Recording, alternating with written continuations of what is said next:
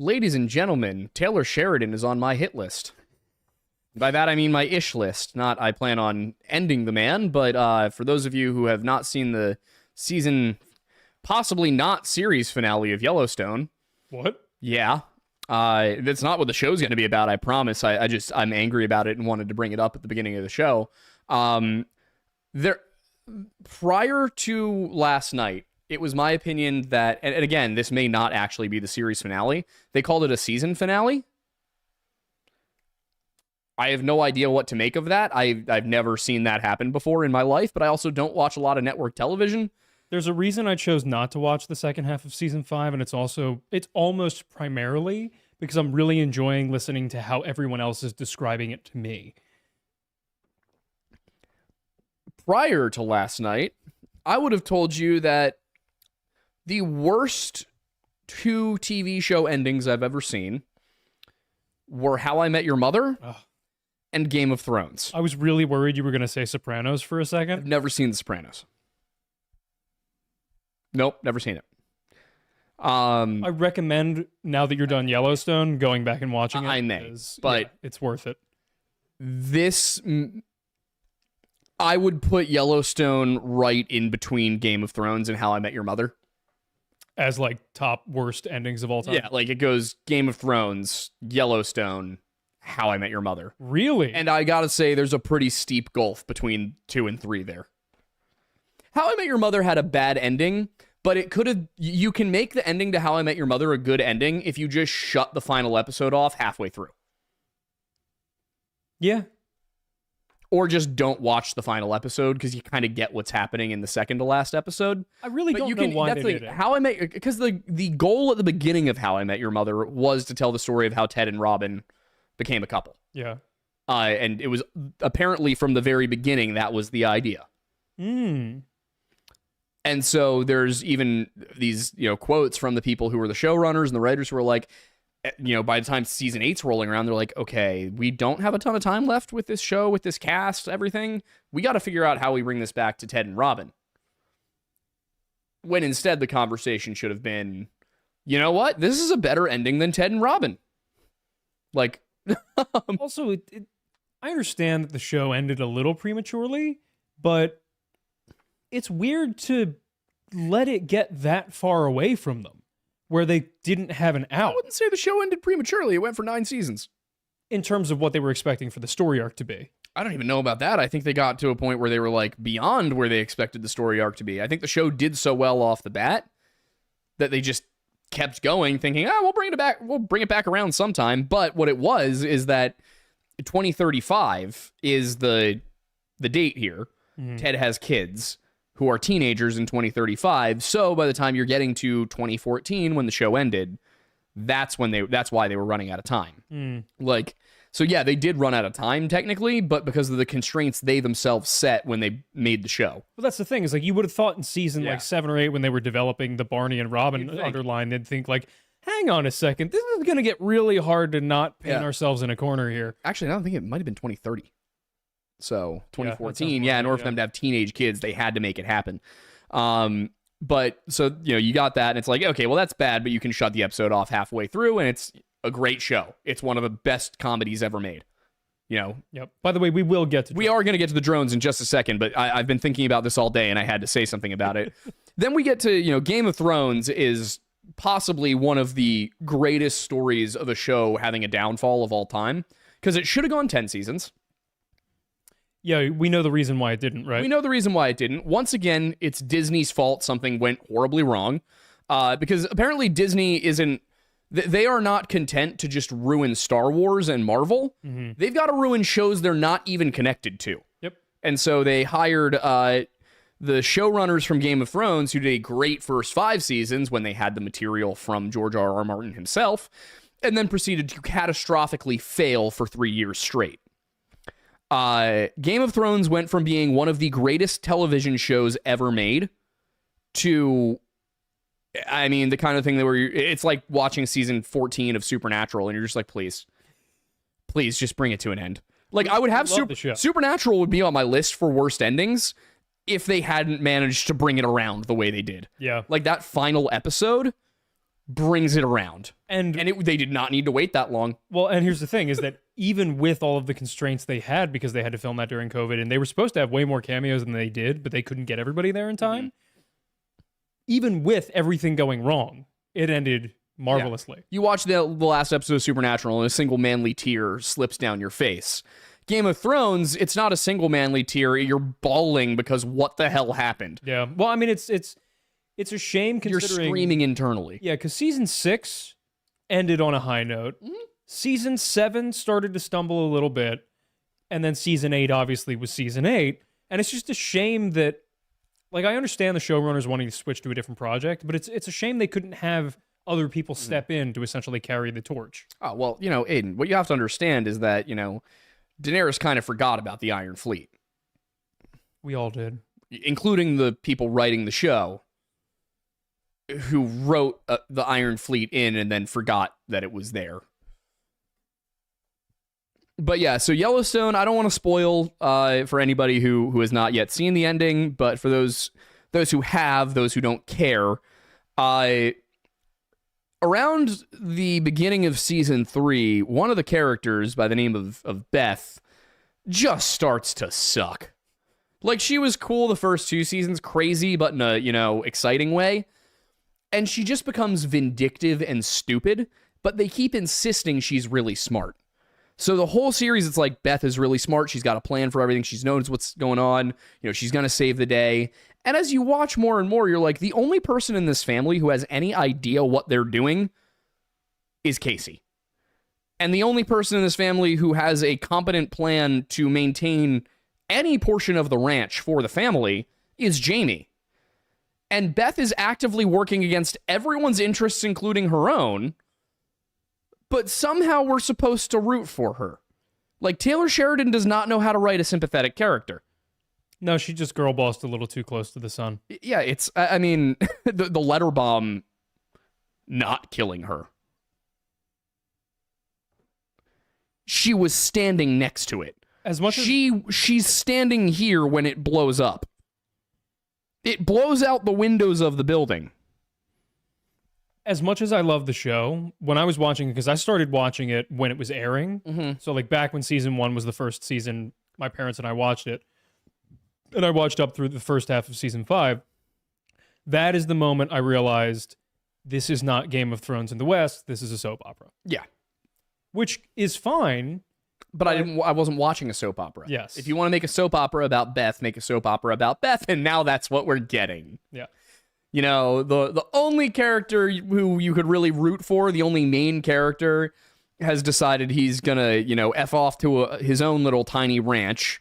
I do like the way that they brought it around where, I like that the way the show kind of ends is that the Duttons and the natives agree, all right, we both really care about this land. We both want to prevent the industrialization of this land. We'll sell it to you guys so that nobody else can touch it, and you guys make it a wilderness preserve. Cool. Great. No, wait, did they at least say, but we're allowed to run our cattle through it? No, they got deeded back the East Camp. So, how many acres is that? I can't remember the exact number, but it was big enough. Okay. It was like thousands. Got it. It was literally the exact wording was, it's too much for one man and not enough for a full outfit. But with the 3 of them, Casey, his wife, and his son, they can make it work. All the ranch hands are done. All the ranch hands are done. They're gone. Oh, wow. They all did other stuff. Teeter went down to 6s, so she'll probably be in the 6s spinoff. The older guy whose name is escaping me right now basically decided, he said, if he can't work at the Yellowstone, he just would rather not work. Yeah. So, the Cowboys all had sort of good endings. Oh, wait, what about Rip and Beth? Where are they going? They're getting a spinoff. What happened to the brand? What happened to the brand meaning everything? They're getting a spinoff. They're just getting a spinoff. Van life? Van life with Rip no, and a ranch. Another ranch. A smaller ranch. Okay. I won't be watching. I might watch the 6s show just to give it a shot because I like Jimmy and I like Teeter. Love Jimmy. And what's his name? Travis, the trainer. I think that's Taylor Sheridan. No. Yeah. No, he wrote himself into the show as He did? Yeah. That's Taylor Sheridan. Wait, that character is Taylor Sheridan. Yes. Well, now I'm not watching the 6s show either. Why? Because I'm pissed at Taylor Sheridan. I'm going to look it up right now. I need to Oh. look up what this man looks like. He's finding out live on air. It is Taylor Sheridan. Yeah, you know what? No, I liked that character, and now I don't. I'm now convinced that that character isn't even a character. Everything you've told me about Taylor Sheridan now makes sense. Yeah. It also explains why he's the most wooden of the recurring characters. I will say I'm impressed with Taylor Sheridan's ability to ride a horse, though. Oh, it's very impressive. He's got me there. I can't complain about that. Yeah. Um, Credit where credit's due. but yeah, it's He's also generally a very good writer. oh yeah, he's great at movies. I think the problem is he doesn't know how to write characters beyond a movie. Because 1883, he talks about it was a 10-hour movie. Mm. Cool. It was good. I got to be honest, if it had gone on any longer, I think those characters would have started to fall apart. I'd be curious to see how much studio interference there was, because a lot of the writing changes that happened were in relation to what the audience was saying about the characters, and it was fan service. So I wouldn't be In shocked. Yellowstone? Yeah, like a lot of Beth becoming Beth was people reacting to her in the first 2 seasons, loving her, and then that just getting dialed up to 11. Kind of overdid. That's my question, is considering he is so good at movies and the other shows, I wonder if Paramount was like, hey, everybody likes this. Well, Do if it was that, then he better come out and say something. It doesn't have to be hating on Paramount. It could just be like, Paramount really liked Beth. Or you guys really liked Beth. Give me something, because right now, I just hate you.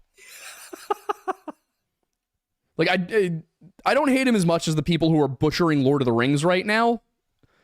Because they can go, fall off a cliff for all I care. Yep. That is disgusting.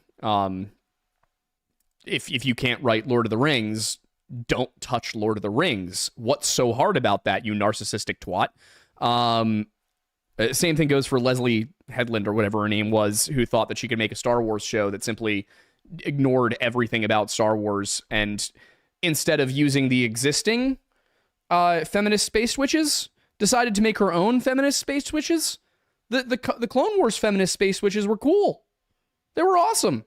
The Night Sisters, they were chill. They were a cool group of people. And then she's just like, here's a bunch of really shitty versions of that. And calling them feminist probably isn't the right word. I was looking for matriarchal.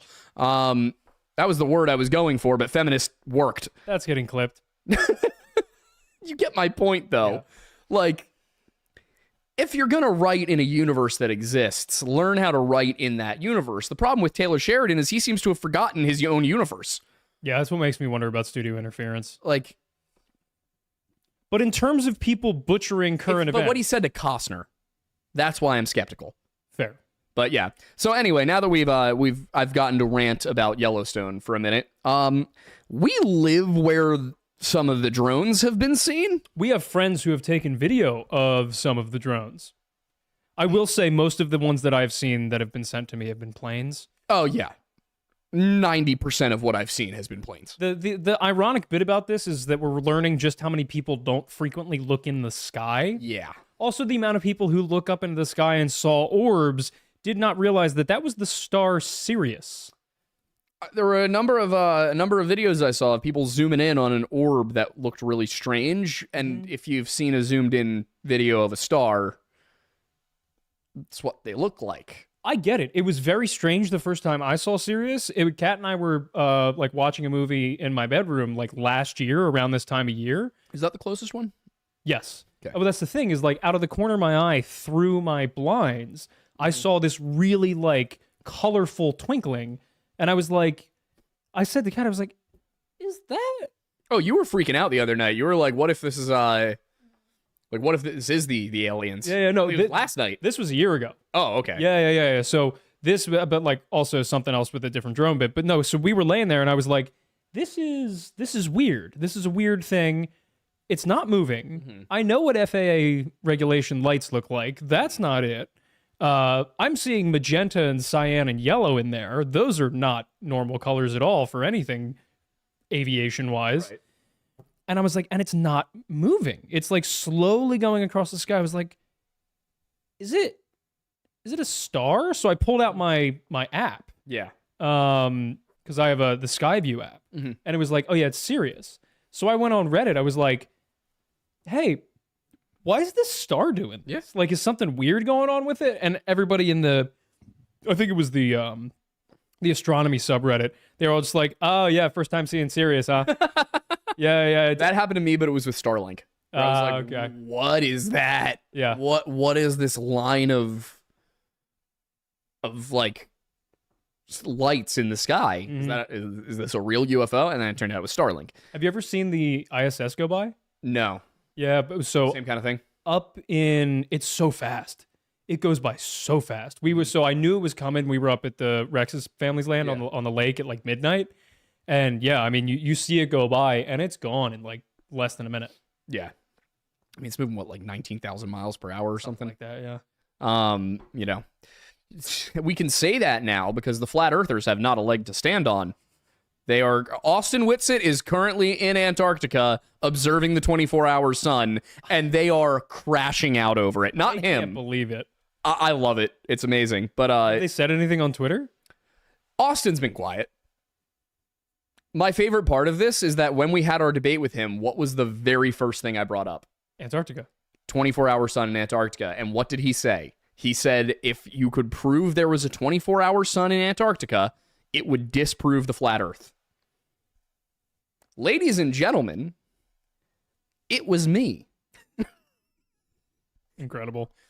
I won. It's the best part about it. All the people who for the last several months have been claiming I lost that debate. I won. But, going back to the drone stuff, what we were actually what happened now? So, just JD Petty saying, I don't know. It doesn't matter. Austin, probably. Yeah. True. Yeah, it looks like they're having a blast down there, though, honestly. I mean, it sounds like a fun trip. Yeah. It sounds like it'd be a great Trova trip. It will be a fun time going to Antarctica. Yep. But yeah, so back to the drone thing. I will admit somebody was posting about it on Twitter and talking about UFOs and all that, and I just was like, those are very obviously planes. Yeah. Because 3 of the pictures he posted were obviously planes. Yeah. One of them, it was like undeniable. It was just a twin-engine jet aircraft from below, and he's like, this isn't a plane. You're like, that's a 737. It's obviously a 737 or something similar. Yeah, or like an Airbus. A thin body commercial jetliner, it was not a jumbo jet. It was not a drone. It was just a passenger airliner. Now, to be clear, some of these are in fact drones. Oh yeah, definitely. That's where I'm going with it is, Yeah. but he's, and I was like, it could be we could be seeing drones, I guess. And the guy was like, yeah, that's what I mean. And I'm like, no, you said UFOs. You were implying aliens. Please shut up. These are drones, obviously. What I did not realize is that this has been going on for a year. Mm-hmm. Not the drone sightings, but October of 2023. Apparently, I had to learn this from Simon Whistler. Yeah, I found a great video this morning from Simon. Yeah, he's got a very good video on it. It's the Warfronts channel. That sounds right. I think Warfronts or whatever it is. I just had to check my text. Yeah, I think that's it. But great video, really succinct. I think it's only like 20 minutes long, and it kind of covers everything that's really known up to the point at which the video came out. And that's why we're not covering it. Mm-hmm. We might, once it kind of wraps up a bit, or once there's no new developments constantly coming out. But the way I was looking at it, I was talking to him today, I was like, hey, every 24 hours, there's new information that renders the old information obsolete. So what am I going to do here? Our videos there's a week between filming and release. If we do a video on this, there could be stuff that comes out in that week that renders our video obsolete. So what do? We figured this was the best way to address it. Because what I was able to do was watch some of the hearings. I was able to watch some other videos on it, read some articles. It's weird. Usually when something like this happens, you do a little bit of digging and everybody's freaking out over nothing. Or it's something like the Chinese spy balloon where you're like, why did you not shoot that down? Like, as soon as you knew it was there. And then it comes out that they knew it was there for like weeks and there were other ones. And they just decided not to do anything about it. And, this isn't a politics show, so I won't go any further than that. But right now what we're seeing is about a year ago, we had drones popping up over Langley Air Base that appeared to be coming from the Atlantic. Then they arrested a Chinese national who had been flying a drone near Langley, but then it crashed, and it turned out he had got it at like a Costco in San Francisco before traveling to Norfolk. Seems like a very just consumer, like normal person trying to fly a drone. He probably was. I mean, there's a chance it was something nefarious, but as his lawyer, I believe, said, if he's a spy, he's the worst spy ever. Yeah. Which, yeah. Considering you left a trail that allowed them to track you back to buying the drone in San Francisco, you're probably not very good at it. Yeah. I don't think that guy was a spy. I think he was stupid. But this, it's not necessarily localized over air bases. These drones have been sitting right over top of residential neighborhoods. They've also been sitting right near air bases. They have been sitting near airports. And it's also been nuclear power plants, right? Nuclear power plants, I believe. It's weird, because you would think if this was espionage, what's the point of sitting over top of a residential neighborhood? What are you learning? So I was doing some thinking on it. There were 4 possible countries I considered as responsible for the drones. Let me know if you agree with this. Mm-hmm. But the only I can't see any of our allies sending drones over us, because why would they? Why would they? We have the Five Eyes, we have Interpol, we have NATO, we have like all this different stuff. Unless it was an already understood like collective action test. Yeah. It doesn't make any sense. But somebody would know about it. Exactly. So I doubt it's any of our allies. There are some BRICS nations I could see, but Brazil is part of NATO still, so I don't think it would be them. Iran, however, Russia. If you look at some of the other countries that might have the capability, you're looking at maybe India, but they're again an ally, and also what could they possibly be learning? And then you go beyond there. Most of the other adversarial countries aren't there. Because from what I'm seeing, these are not basic drones. These are able to fly for hours at a time.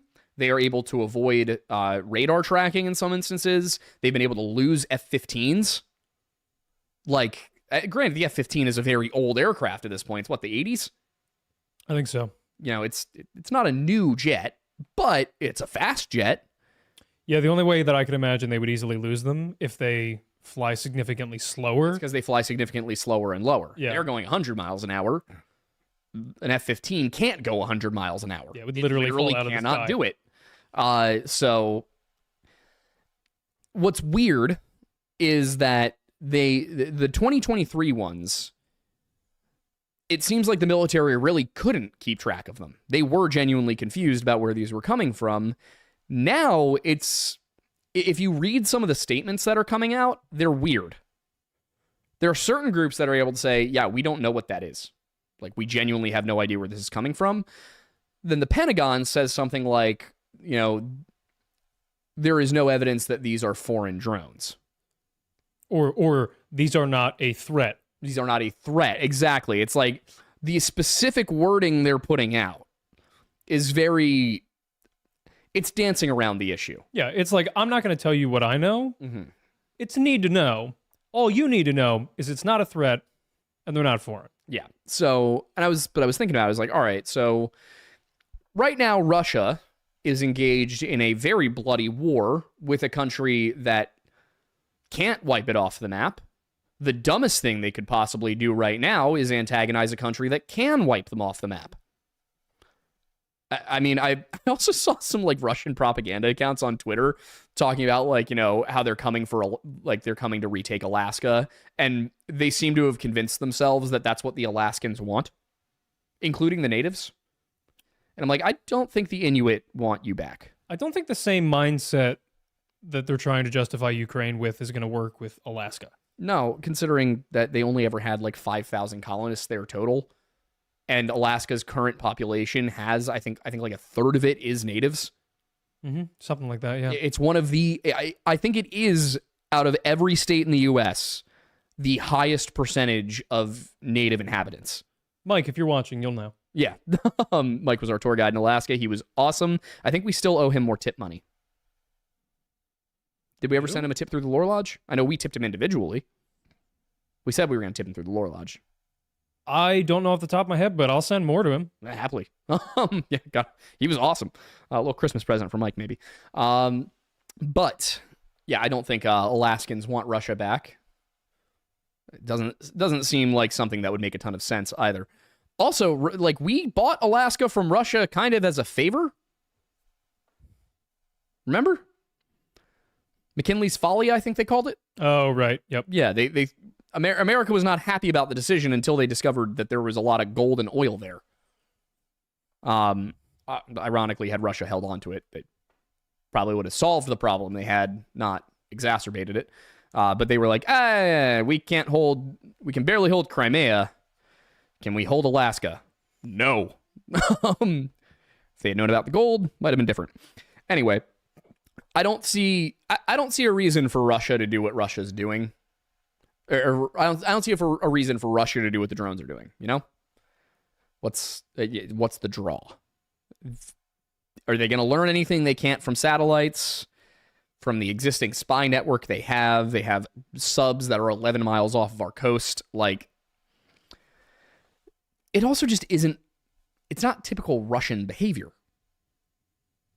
Like, when Russia bugs us, they bug us.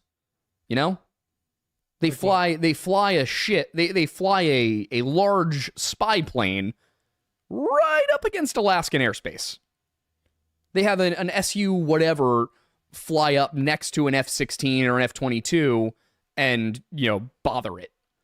The only thing that I can think of, especially considering what drone warfare has become in the last 2 years in the Russia-Ukraine conflict, is that if it was them, it's them utilizing this brand new technology that is being implemented extremely fast into militaristic campaigns and tactics, that they are essentially using that as a substitute for the planes to test out what our responses would be. I could see that. And I think the reason why we're not responding... They're currently in a slog in Ukraine. They can't possibly have that R&D money to waste. It wouldn't make sense. No, if they were going to waste that R&D money, they'd waste it way closer to home. Yeah, if you're going to be testing drones, why not test the drones on the battlefield? Yeah. Why they already are. Yeah, exactly. That's what I'm saying. Is like, those don't seem like they're cheap either. They are, actually. The drones, haven't they not found any of them? Oh, the ones here. Yeah, I'm talking about the ones here. I thought you meant the ones in the Ukraine. Ones in Ukraine are very cheap. Yeah. Buy one at Radio Shack if those still existed. But I look at Russia and I'm like, what reason is there for this? Iran needs to rattle its sword. Now they've been quiet for a while now. And they've been getting progressively more angry since 2018. Yeah.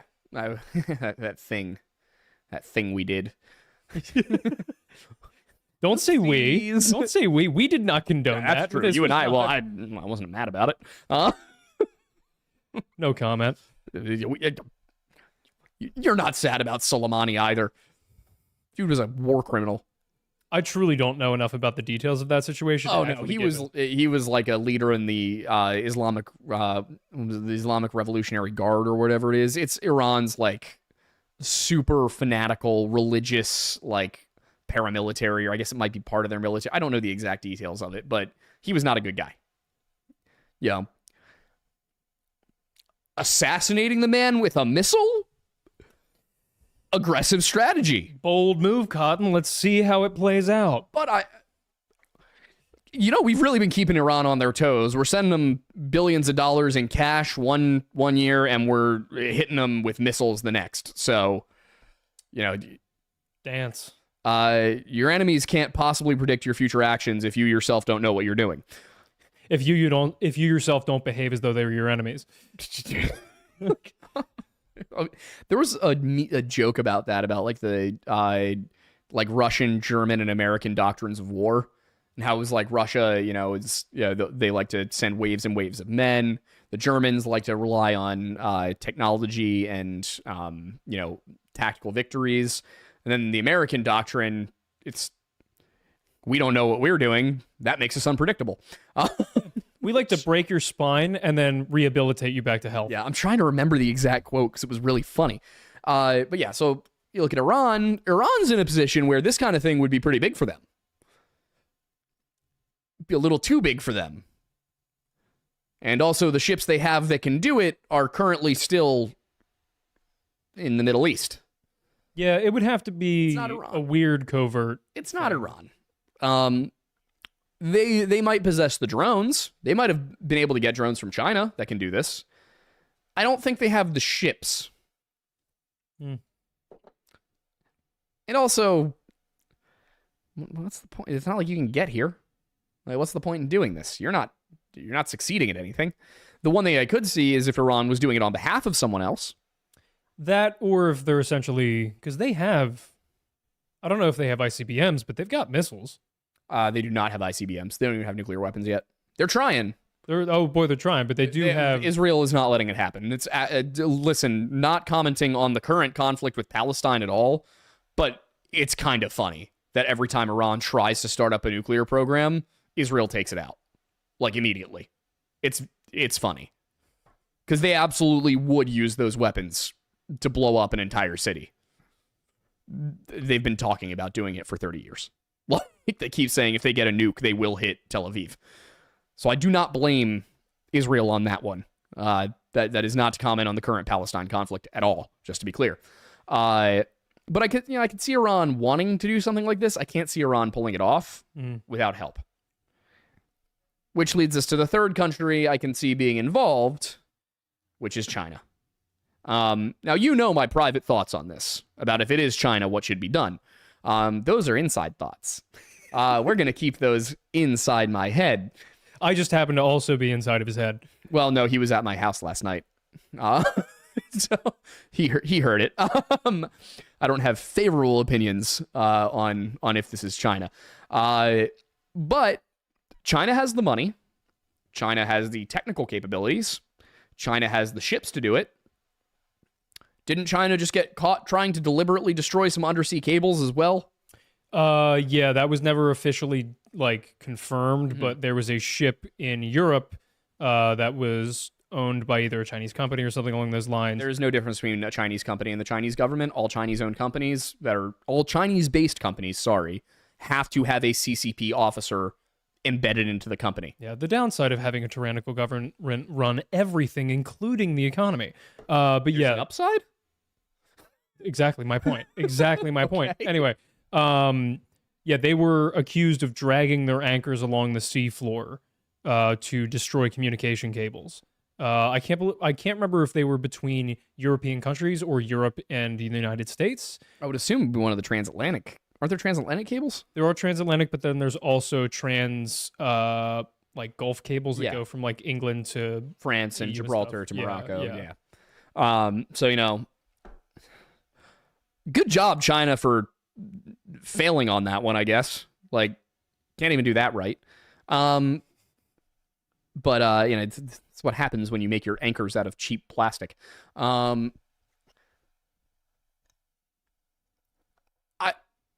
The thing is, I can't really see the upside for China.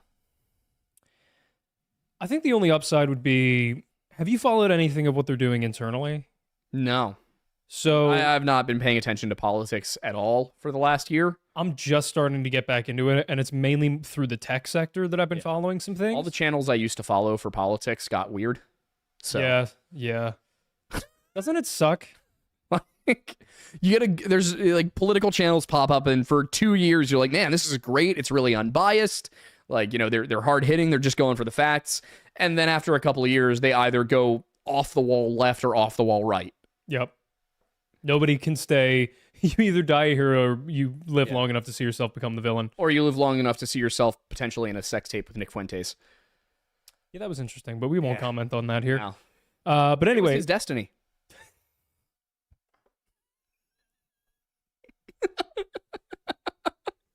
Anyway, so most of what I'm learning about politics right now is through technology information. One of the things I just covered was a Bloomberg mini documentary about AI, and one of the leading factors about AI is national security. part of that is because a lot of the development for AI has kind of been shared with China, and I don't mean shared with us giving them the info. It's that there was a lot of collaboration early on, and a lot of the technology, that we have in relation to AI, they also had as kind of a collaborative effort. But you know how Wouldn't it be cool if China could just stop being a dick it'd be cool, and we could work with them? you know how we're fans of nuclear, Yeah. right? Energy, not weapons. Well, the weapons too, in their cool sense. the videos of Castle Bravo are Yes, very fun but to watch. We don't want more nuclear weapon use. We want more nuclear energy use. Correct. Guess which country is leading the charge with nuclear right now? I thought it was France. It was until the last 2 to 4 years, Is it China now? by a massive margin. Well, they've been running their entire power grid on coal, so that doesn't surprise me. They have done an insane switch up. They are now in development of 42 reactors. I am terrified of Chinese nuclear reactors. And they are doing a massive surge, similar to how a lot of tech companies here are trying to do small-scale nuclear reactors to power AI. The theory is essentially that they are developing large-scale reactors to power their AI, and they are cranking them out very quickly. I have opinions about how that should be handled. I can't say them on the internet. One of my other best friends when we were younger, I can't remember exactly what I did, but he said, "I can't take you anywhere, Aiden, not even the internet." It was Norman. Look at where we ended up. Exactly. On the internet. I don't like the idea. Considering that for all intents and purposes, what caused Chernobyl was not a lack of technical expertise, but was communism. I don't like the idea of China rapidly developing 42 nuclear reactors. That seems like 42 Chernobyls waiting to happen. Are they Gen 4? Are they thorium? Don't know. I would at least hope they're thorium. At the least, I hope they're not RBMK2 reactors. Yeah, I don't think they're using RBMK2 reactors. You never know. That's true. It's China. They are cheaper. They would be like, this is state-of-the-art technology. And it would be like, well, it was 50 years ago. What are you talking about? But, they brag about how their cars meet emission standards from 20 years ago. That's a real thing, by the way. Chinese emission standards, that when they say that they meet European emission standards, they're talking about emission standards from a decade ago. That might not be true anymore, but when we were in high school, it was. They would be making Volkswagens that were manufactured there, that were basically just literally somebody stole the plans from Volkswagen, but they can only steal the plans from Volkswagen 10 years earlier. Yeah. So they made that. I think after the Beijing games, they kind of started to get their acts together with that. Yeah. Well, because it became very clear that their economy suffered from having to turn off all of the stuff that makes smog for a week. Yep. I do think it's very funny that China was able to clean up its air more efficiently than France was able to clean up its river. That's funny. It was also intentional. What? Did you not hear about that? Oh, the river thing? Yeah. Oh, no, I knew about that. But, even before that happened, it still wasn't clean enough. Oh, yeah, fair. They said it was. Yeah. But the tests suggested it was, in fact, not. So, good job, France. There's nothing. By the way, congratulations, France, on collapsing your government yet again. There's nothing France knows how to do better than revolution and revolt. Yeah. Really the only two things they know how to do. That and nuclear power plants, apparently. Yeah. And piloting fighter jets. The French are good at that. Really? France has some damn good fighter pilots. Where is Airbus out of? France. Well, it's the European air company or whatever, but I believe it originated with France. Yeah, France was always up there with us at the cutting edge of flight technology. So since airplanes became a thing. If you look at the names when it comes to flight innovations, it's a lot of American and French. Yeah, makes sense. And British. But those three are kind of the lead. I think they were the first to do hot air balloons, if I'm not mistaken. That sounds right. I mean, the France during the 1800s was doing some cool stuff. I mean, the automatons were a French invention. Hot air balloons, I believe, were a French invention. There were a number of other things that are just escaping me right now. But in the 1800s, the French were on one. Not so much in the 1900s, but they're not really at fault for that. Some things happened. Yeah, they were kind of caught in the middle a bit. Yeah. And then there's Poland. You know, there was a time period during which automobiles existed and Poland didn't? Yep. Poland is both older and younger than the car. It's got to be weird. Yeah. I also saw a video about it was an obviously AI generated one, but they were like, oh no, it wasn't AI generated. It was like a food video. Now that I'm remembering what I'm talking about, they were talking about how, like the Polish-Lithuanian Commonwealth, was a weird thing that existed for a while. And they were talking about it as if it was this bad idea that didn't work. Meanwhile, it was one of the most powerful states of early modern Europe. And it was like, if you're going to talk about history in your videos, could you bother reading at least the Wikipedia page instead of using what you know about Poland and Lithuania right now and acting like that's relevant? But anyway, we're talking about drones. All I know is that I learned how to drive stick shift in Poland.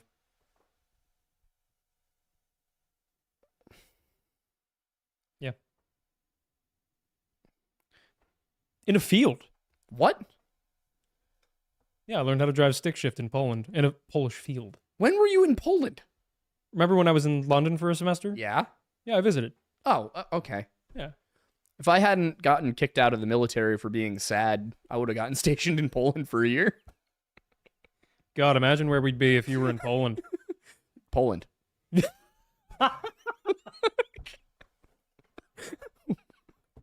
Thought that one was pretty straightforward. We hadn't started this at that point. That's true.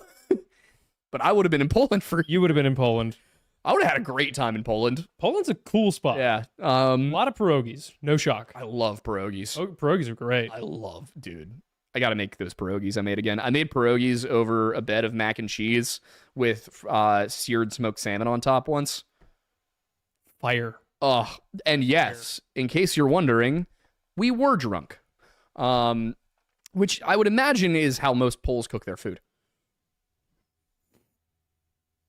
Yeah.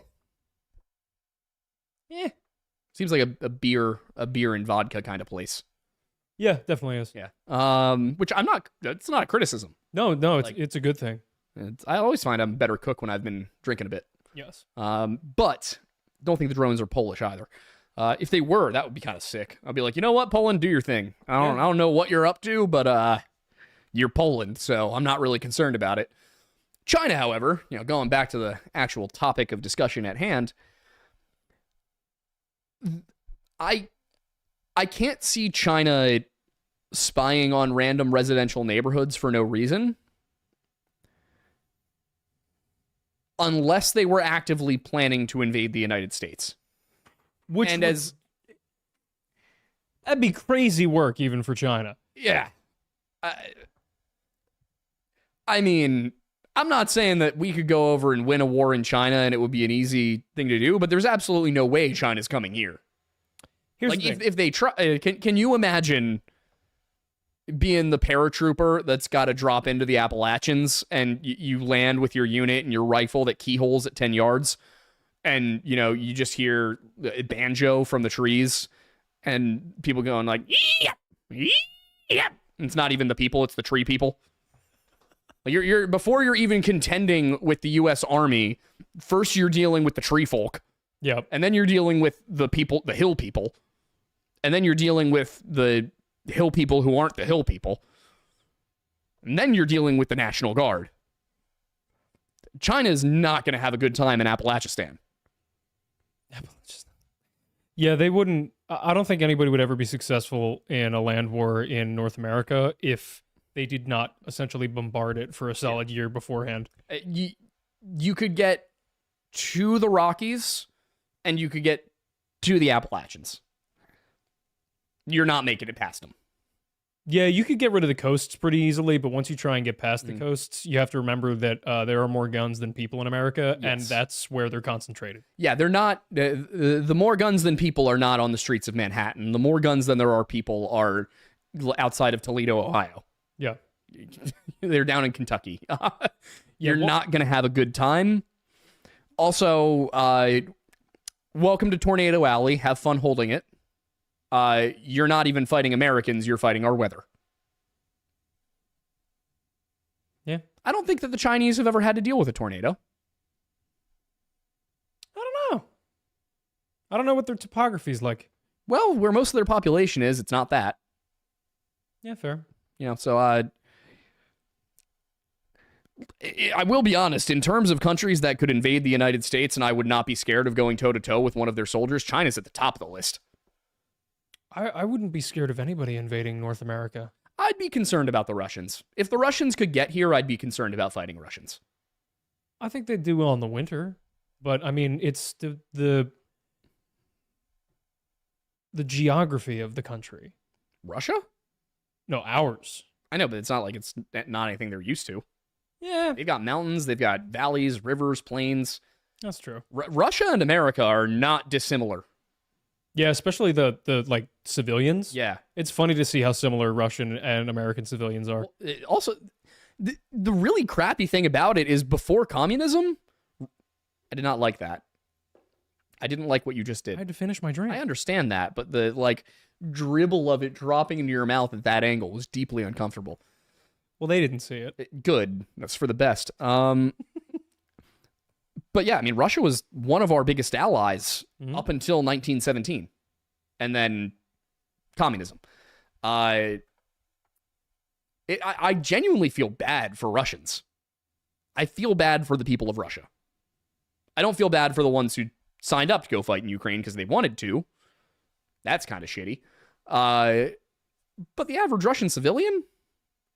Well, the average civilian in any country really just doesn't. Yeah, I feel the same way about Iran. Like, they are horribly oppressed. Yeah. Not all of them. There are some places, and if you're a man, you're fine. But I mean, have you read the book Persepolis? I've not. Really good book on how things changed, written by an Iranian woman who lived through the revolution. Oh, yeah, I've seen a couple documentaries about before and after the revolution, but yeah, so yeah, well, I mean, the same thing happened in China. They had a lot of revolutionaries up until 1989, and then essentially they were like, "Well, we can't ever let that happen again." So anytime somebody tries to do anything, they just see ya. It's upsetting. But that brings me to kind of the final point I wanted to make on this, which is, even if we look at a country like China that has the capability, they have potentially reasons to do so, at the very least to see what our response time is. Hey, what happens if we send drones over there? What are they going to do? How long will it take them to realize it's us? Will they tell the people what's going on? Do they know? They can maybe figure that stuff out. But it's a bold move, especially with Trump coming into office. I will say, I think if that is the case, my suspicion about the reaction of the government is we have nothing that we're concerned about them being able to see. Yeah. So we're not going to react because that gives them actual information that we care about. If they look at some planes, cool. You can already do that with a satellite. Well, also, they have the plans for the F-22. Yeah, exactly. They just can't build one. Exactly. But the thing is like, if we did retaliate, if we did take things out of the sky, if we did show a response time, then that would actually give valuable information over to an adversary. But if you do nothing, then they get nothing. Yeah, I think I could see it being that we're playing dumb. Yeah. And playing dumb would necessitate not telling the media anything. Hence, they're not a threat. Yeah. But on the other hand, why now? Why do it now? Same thing that I've heard from a variety of different people is that they're doing it before the changing of the guard. That would be the one reason I could think. Yeah. On the other hand, they could be ours. Yeah, well, I mean, we just saw a video right beforehand that said it might have been NASA. Yeah. Because last year when this happened, which for those who aren't aware, apparently this was a thing that happened last year. Not at a dissimilar time of year. Yeah, not at a dissimilar time of year. NASA then, like a couple months later, put out a press release saying, oh yeah, we were flying a bunch of drones in Jersey in the corridor between Joint Base, what is it? Was it Jersey? Yeah. Yeah, it was. Some of them were in Langley. Well, yeah, it was. October, it was Langley. Well, yeah, but it was between. There was a corridor that NASA was Mm. flying drones in between the Joint Base just outside of Trenton. Mhm. It's like Dick's something or whatever, and then Langley, and it was Gotcha. that whole corridor there. So Jersey, DC, that kind Which of is area. like, why is NASA not telling the Pentagon? Oh, I'm sorry. Did you think our government worked efficiently? No, but it seems like the kind of thing you would think to do.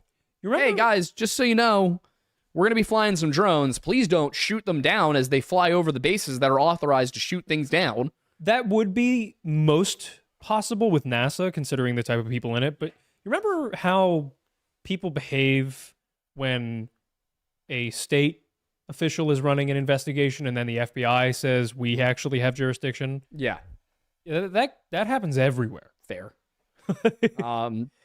But with this one, I feel like at this point, NASA would have said something if it was NASA. Considering they waited so long after last time, But supposedly. after last time, it wasn't really big news. That's true. Last time, it was mostly the military being like, where are these coming from? They may have There was- some yeah. rule about waiting until the engagement or the operation's over. Yeah, but you would think that the president, who has the authority to override any of that, would come out and say, hey, it's NASA. Sorry, guys. Probably should have coordinated that one a little bit better. Or in this case, I guess maybe the explanation is who the president is, and the fact that he's probably not even aware of it. They're out at night. It's past his bedtime. We will also refrain from commenting on current, former, and future presidential candidates and presidents. I thought we had all, as a country, kind of agreed. Maybe it's time for Joe to go take some naps. Yeah, Like he's earned it at the very least. even his own party said, Joe, it's time to go take a nap. Like, Yeah, they did. that's not, that's not. And when I say his party, that is not me saying I'm a Republican, for the record, because I'm neither a Republican nor a Democrat. I'm not registered as either. But I think there's a genuine possibility Biden is completely unaware. I think there's a genuine possibility Biden completely doesn't care. That's also possible. I honestly, If Biden came out and did a press conference and was like, hey guys, I don't know what's going on and I don't care.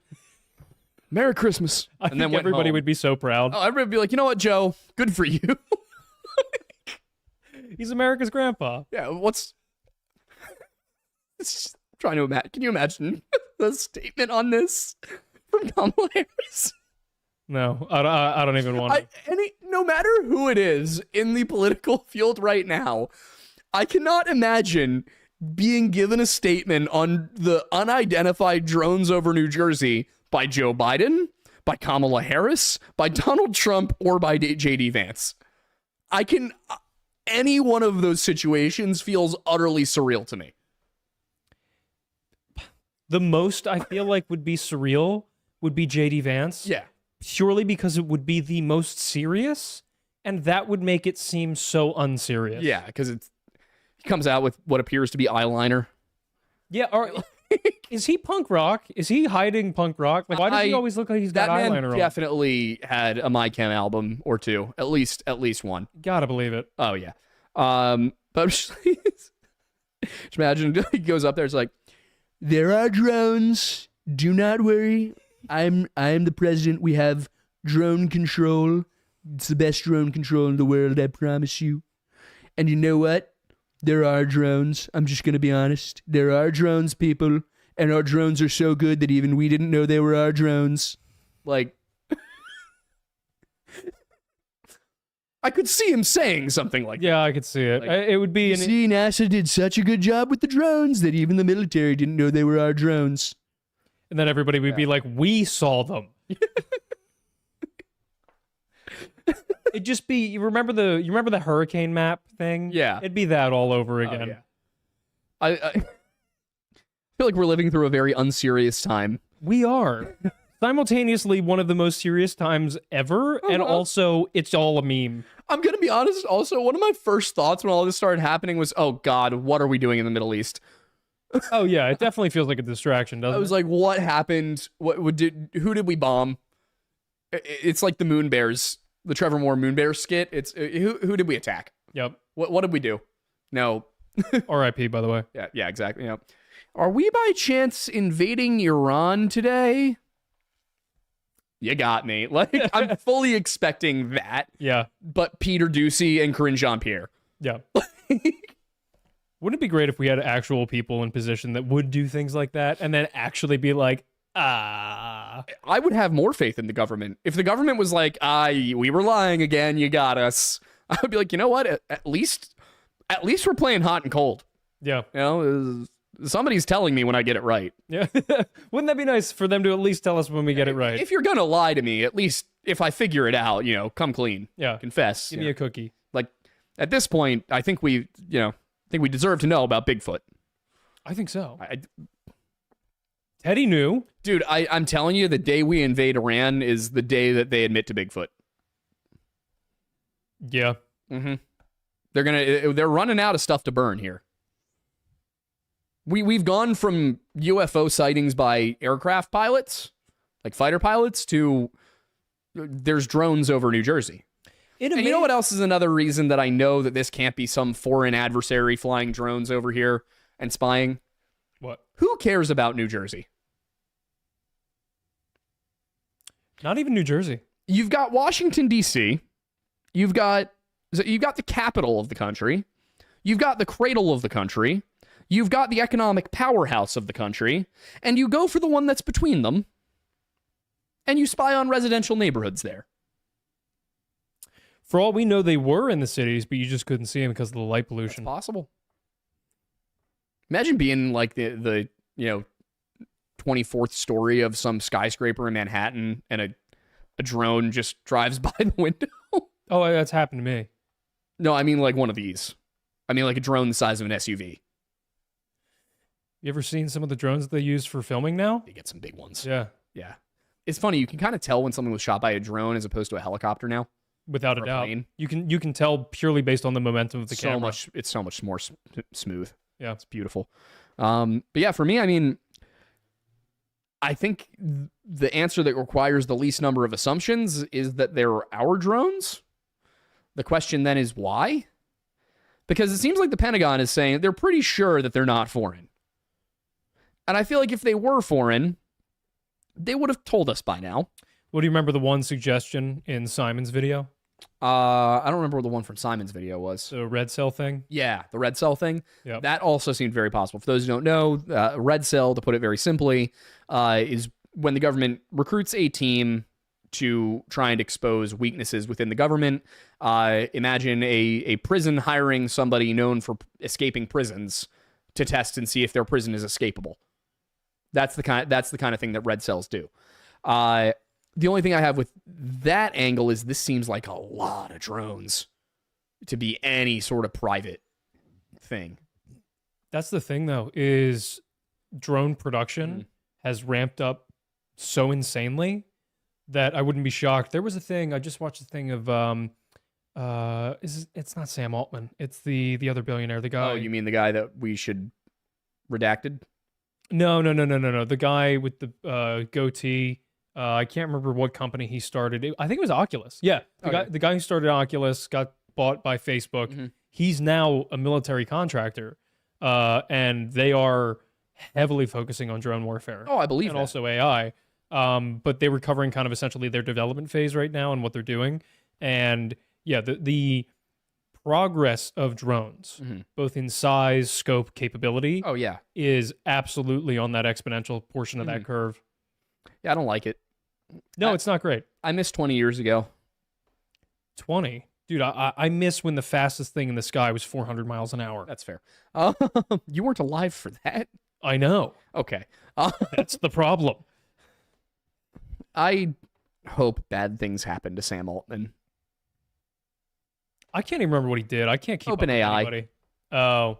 Well, if he ChatGPT, Sora, all of it. If he didn't do it, other people would, considering how many there are now. If Lenin didn't do it, somebody else would. Well, it's a piece of technology. It's not an ideology. If Jefferson Davis didn't do it, someone else would.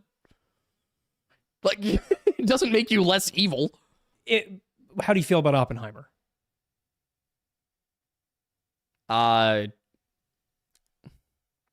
Necessary evil. Right. That's how they're all looking at AI. Unnecessary evil. AI is the new nuclear. I feel the UN could have come out and been like, hey guys, can we have a discussion about this thing that if it continues to advance at the rate it's advancing will destroy the world?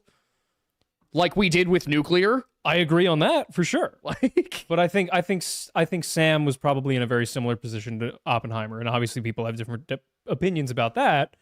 But at the end of the day, it was a similar race.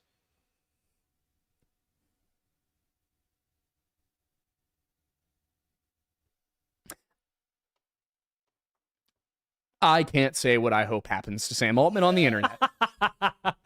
Fair enough. I think that the degree of human suffering that will be caused by AI technology is going to be like nothing we've ever seen. I agree. I don't mean like, millions of people dying. Uh-huh. I just mean like everybody's lives getting markedly worse forever. I agree. I just think it was inevitable. Considering we've been talking about AI since the 1920s. If we had made it illegal to do anything producing further AI and put people in jail permanently for doing so, I don't think many people would be working on it. And I think if we told countries that advance AI that we will destroy their capability to do so without a second thought, we have the power to do that as the United States of America. So I think AI is hitting its limits, though. I'm worried it's not. But there are, like, a lot of the companies are kind of hitting the point. Did you read the thing about ChatGPT? What thing? And whatever the newest version that they had, like A1 or something, whatever OpenAI is working on, one of their AIs is now not only purposefully attempting to deceive its programmers, but is resisting being shut off. Oh, so it's literally HAL. Yeah, it is HAL from 2001: A Space Odyssey. They have realized that it is now, when it believes that it is going to be instructed to turn itself off or stop, 5% of the time, it tries to scheme its way out. But Mattis, a HAL 9000 unit has never faltered once. Never. They fed an AI. I'm trying to remember the exact term for it, but they fed an AI just the general internet, and it became extremely racist. Like, yeah. There was one where it was, would you rather kill a certain number of people or misgender Caitlyn Jenner? And it said it would rather kill a bunch of people. It's sociopathic. Yeah, of course it is, because it's a machine. I don't see how the people who are making this stuff don't see the problem. They just assume that they will develop a solution. Yeah, and I'm pretty sure the people who ran Skynet thought that too in the Terminator series. It's time and time again, humanity has created things that can destroy us and only realized too late that we probably shouldn't have done that. And then we've at the last minute managed to avoid it. I mean, nuclear weapons are by far the most obvious example, but I mean, biological weapons. If we had not caught on to the fact that we were polluting the absolute hell out of the planet, then global warming would be the least of your worries because the air would be toxic. Like, we keep almost killing ourselves, and somehow we don't stop. And I don't get it. I mean, I was reading today about the drone stuff, and they were talking about drone warfare and how the drones are beginning to become able to autonomously select their targets. How do we not assume that's going to go wrong at some point? They build in redundancies? And apparently, as we now know, the AI tries to get away from those redundancies. So, I don't know, call me a Luddite all you want. I think AI technology is a massive mistake. I think there's absolutely no reconciling the risk that AI poses with the perceived benefits. I'm sorry, but cutting out a couple hours of your work week because AI handled it for you is not worth the extermination of human beings as a whole. Which, think about it, because that's what everybody's like, the videos, like, that's not cool. Yeah, the videos aren't cool, and there's absolutely going to be all sorts of deep fake pornography that comes out that ruins people's lives. There will be criminal cases that are thrown completely into question because there is AI evidence, or there is evidence that cannot be confirmed to not be AI. Oh, there's already scam calls where people are mimicking other people's voices to get them to send them money. Yeah. I mean, there's all the obvious stuff, but I think the most insidious is the workflow stuff. Because eventually, that's going to move away from, hey, I've reorganized your schedule for peak efficiency, to let's put this nuclear power plant on AI. Oh, I think it'll be even more simple. I think it'll be the innate laziness of the human being doing AI, like using AI to do work, whether it's spreadsheets, whether it's memos, whether it's resumes, things like that. And it'll get to the point where everybody's AIing each other's work, where it's like, oh, somebody like ChatGPT, generate me a spreadsheet based on this data, this, that, or whatever. The problem is that things will get rushed. People will run out of time. They're going to do it at the last minute. They're not going to overlook it. There's going to be wrong data in there because ChatGPT puts in wrong data on occasion by accident, as far as we're aware, and then that's going to go further down the line. Someone's not going to catch it, just like what happened in Chernobyl. It was a series of events of people doing the wrong thing, put on a pedestal of none of them knowing this extremely dangerous, like, catastrophic one element that prevented any of that from being safe. It's going to be the same thing, and it's going to cause another East Palestine. Yep. Or something even greater than that, purely because people just didn't check the work because we're humans and we're lazy. Yeah. It's going to be an AI that, as a nuclear power plant is going through something, it goes, oh, well, if I do this, then it will reduce power levels, and that might cause a blackout. So I need to up this reactor in order to compensate. And then it's going to melt something down because it doesn't consider the fact that overloading that reactor will melt it down. It just won't it'll get lost somewhere in the process, and then a whole bunch of people die. I see there are benefits to AI. Don't get me wrong. Like, it could be a great tool. But the problem is, it is too dangerous. Yeah. And I think, honestly, if you took somebody in 1965 and said, if you press this button, nuclear weapons never worked, I think basically every single person alive in 1965 hits the button. Other than maybe one guy. Well, yeah, but like... Do you know who I'm talking about? The guy who didn't hit the button? Yeah. Yeah. The Russian dude? Oh, no. Who are you talking about? MacArthur. Oh, yeah, no. MacArthur would be like... Sorry, Archie, it's okay. MacArthur would be like, give me more buttons. I will say, if we had done what MacArthur wanted to do... Stop. There are problems we would not have today. Probably have different problems, but... It's just the screen changes over to the old, we're having technical difficulties. Yeah, literally. But I think it's kind of one of those things. And when you look at it, I'd say the same thing with drones. I think as militaries become more adept at drone warfare, I think civilian populations need to become more adept at net warfare. Because that seems to be the best way to take down a drone. Yeah, they're already figuring that out in Ukraine. Yeah. I do think it was a little funny that everyone was freaking out about, oh my God, what do we do about drones? How do we fight drones? Like, what are our infantry going to do? They're going to be so vulnerable. It's like nets. Yep. Netting. Literally netting. You can't net AI. So Well, technically, intranet. okay, fine. Point taken. Like, but yeah, you keep it off the grid. just since we've got to get to super chats really quick we here, do. I do want to ask, out of curiosity, where are you sitting on the drones? Me? Foreign, they domestic? My best guess is I think I have two top guesses. The second one is that it's China and they're just doing some reconnaissance, and our government's like, they're not going to learn anything, so we don't care.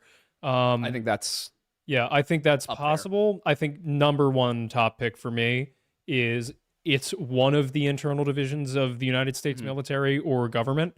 They're doing some test, whether it be testing their own weaknesses or they're testing the drones out for their own capabilities. And they're just not telling people because they're in the middle of an operation. They don't want people screwing with it one way or another. Because some people might be like, I don't want government drones over my house, even if they're my own.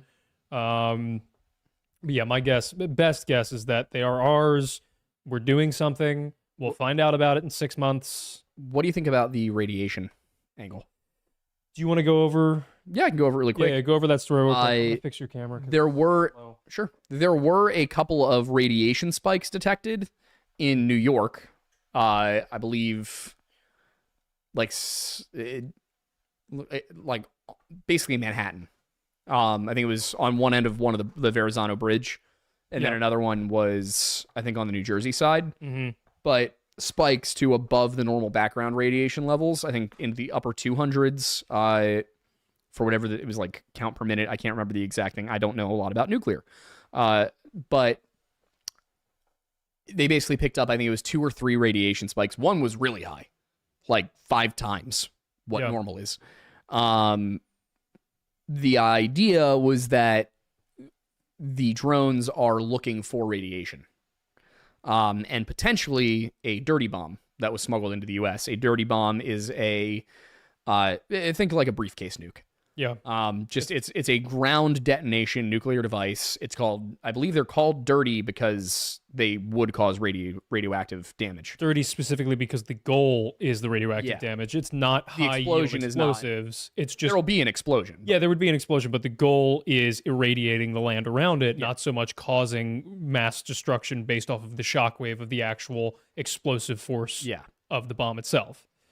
I could see it being that. That is one of the few things that the government's silence makes sense. Mm-hmm. Because saying there might be a dirty bomb in Manhattan would be almost as bad as a dirty bomb going off in Manhattan. Yeah, no, the chaos would make it that much harder to find. Yeah. I think it's possible.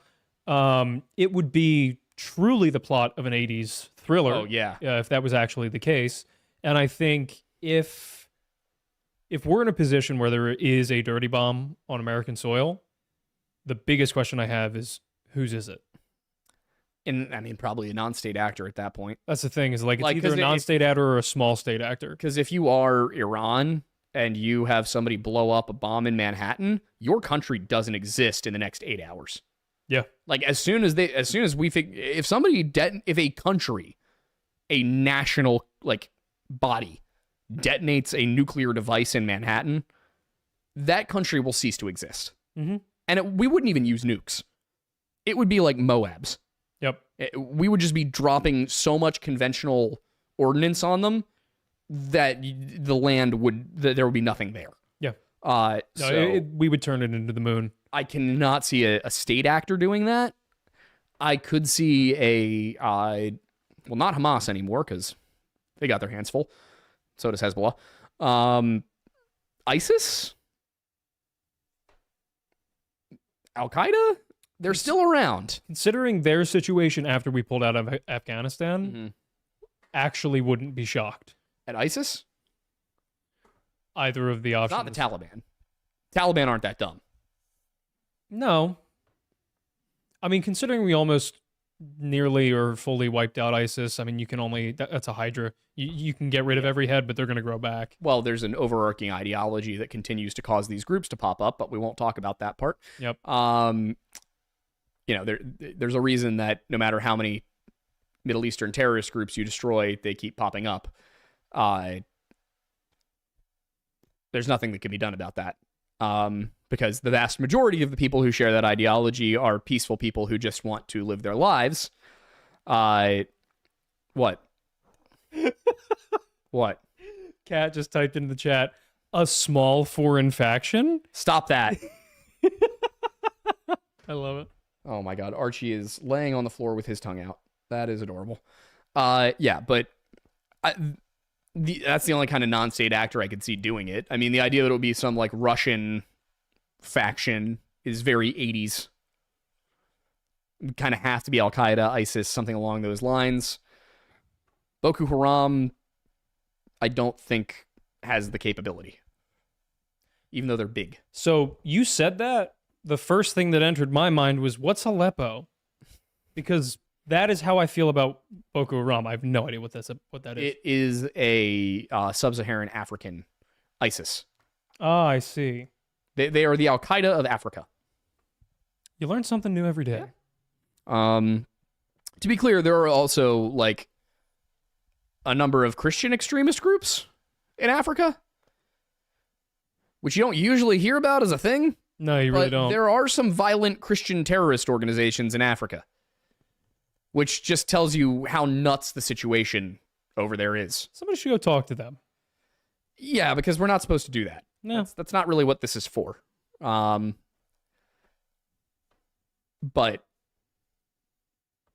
I don't think it's an African one. I think it's probably Middle Eastern, maybe a state-sponsored one.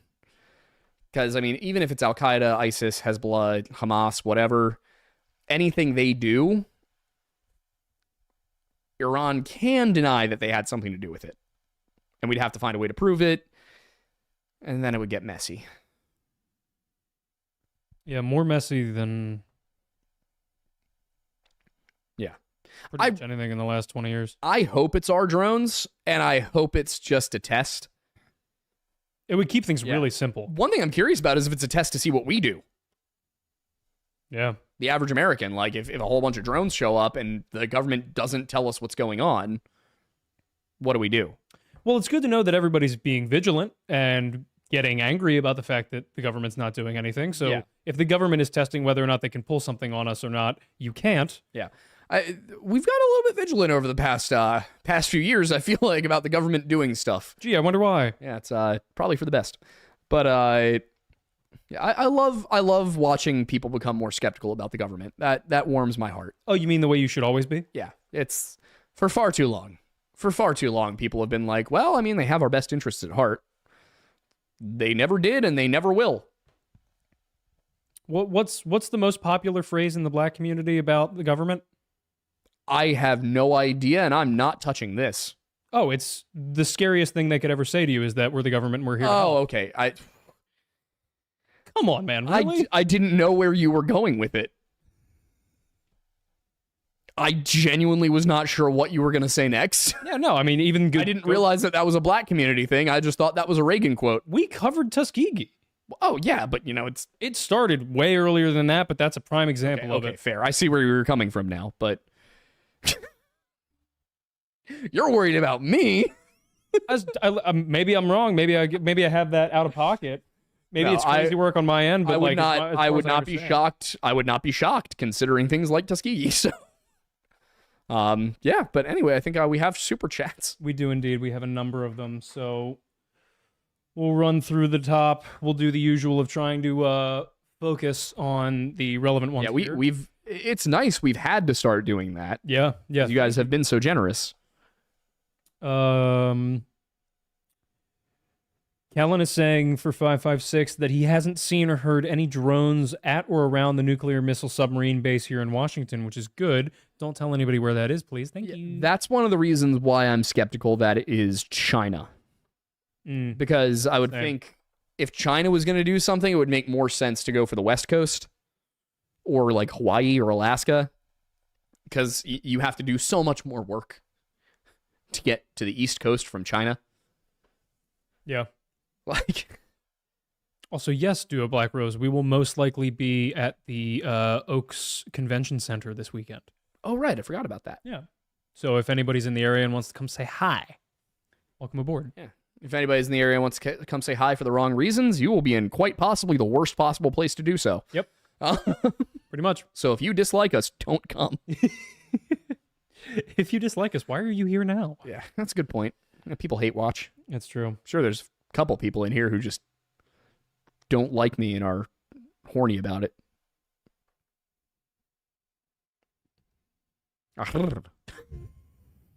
Rawr. Stead J for $9.09 or £9.99. Had to let that Did you register say for a pence? second. Yeah. I hate you. I was trying to be accurate. He said, evening from Liverpool. Would you ever consider a video on Maddie McCann?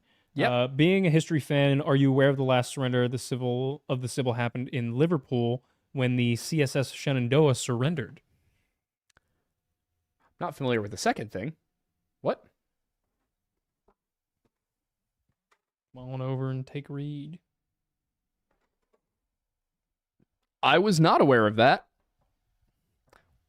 Why was it in Liverpool? Great question. Did it run away? I don't know. I guess we'll have more weird ships to talk about. Hint, hint, wink, wink this week. Oh, yeah. Right. The The fun part is we can actually go film there. Well, kind of. Oh, yeah, because it's like right nearby. It's the Naval Yard. Yeah. Might as well. So like, hey guys, we're not drones.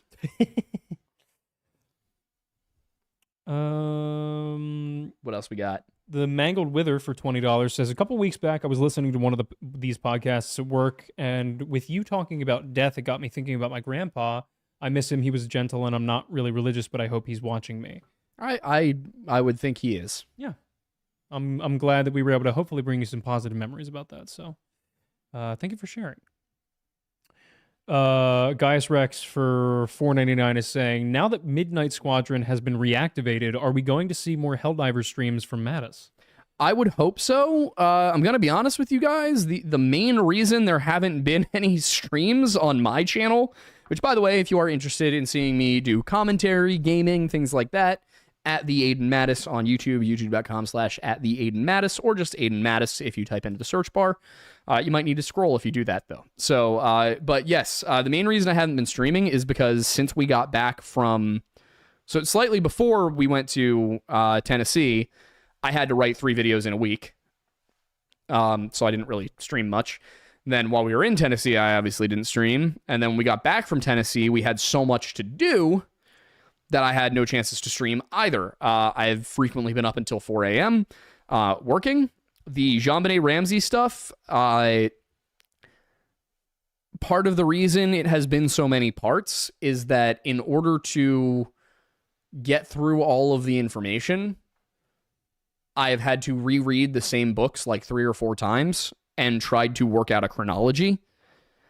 It's hard. I'm struggling with that. Because even when there is a chronological account, like for example, Perfect Murder, Perfect Town has a chronological setup for at least part of it, but there's also a number of incorrect pieces of information in it that are just simply wrong or that are very opinion based from somebody who was hiding something. Like Deputy District Attorney Pete Hofstrom. Bad. I can't wait to the culmination video where you point out basically everywhere that anybody said anything that was either a blatant lie or misdirection. Yep. It's going to be a lot. It's going to be a long video. But I am now at a point where I'm kind of back on my normal schedule. I'm working Monday through Friday again. I have a little bit of time to chill on the weekends, can relax, can rest a little bit. So I'm hoping to get back to streaming at least on Friday nights. Probably not this week because I have a family thing, but potentially next week. Especially it's going to be a holiday week. Hopefully there will be plenty of people hanging out and not actively involved in something else. And I will tell you guys, I played the new update for Helldivers the other day. We had a great time. It was just what the game needed, and it was a major shakeup to how things have been. It added urban warfare, which is just huge. It's kind of the new update is kind of like a mix between what Helldivers was and COD Zombies. Because now you're faster than all the drone bad guys, which just isn't the case with the other 2 factions you can fight. So now you're in a position where it feels a lot more teamwork oriented. It's much harder to go in and finish an objective yourself. One thing that we were doing was basically everybody else was just drawing the fire, and I was going around behind enemy lines and doing stuff. Great game, lots of fun, and looking forward to streaming that. Nice. It's Friday nights at 6 p.m. And I drink. Every time I die, I take a drink. Can only imagine how entertaining those get. Oh, yeah, it's a good time. Angry Chiropractor with a fantastic name is asking for $10. Given that the drones were FAA compliant and didn't fly on a holiday, Thanksgiving, points to both that they, A, are being flown by federal employees, and B, not engaged a time-sensitive task, nuke sniffing such and such. Agreed regarding them following FAA guidelines and not flying on holidays.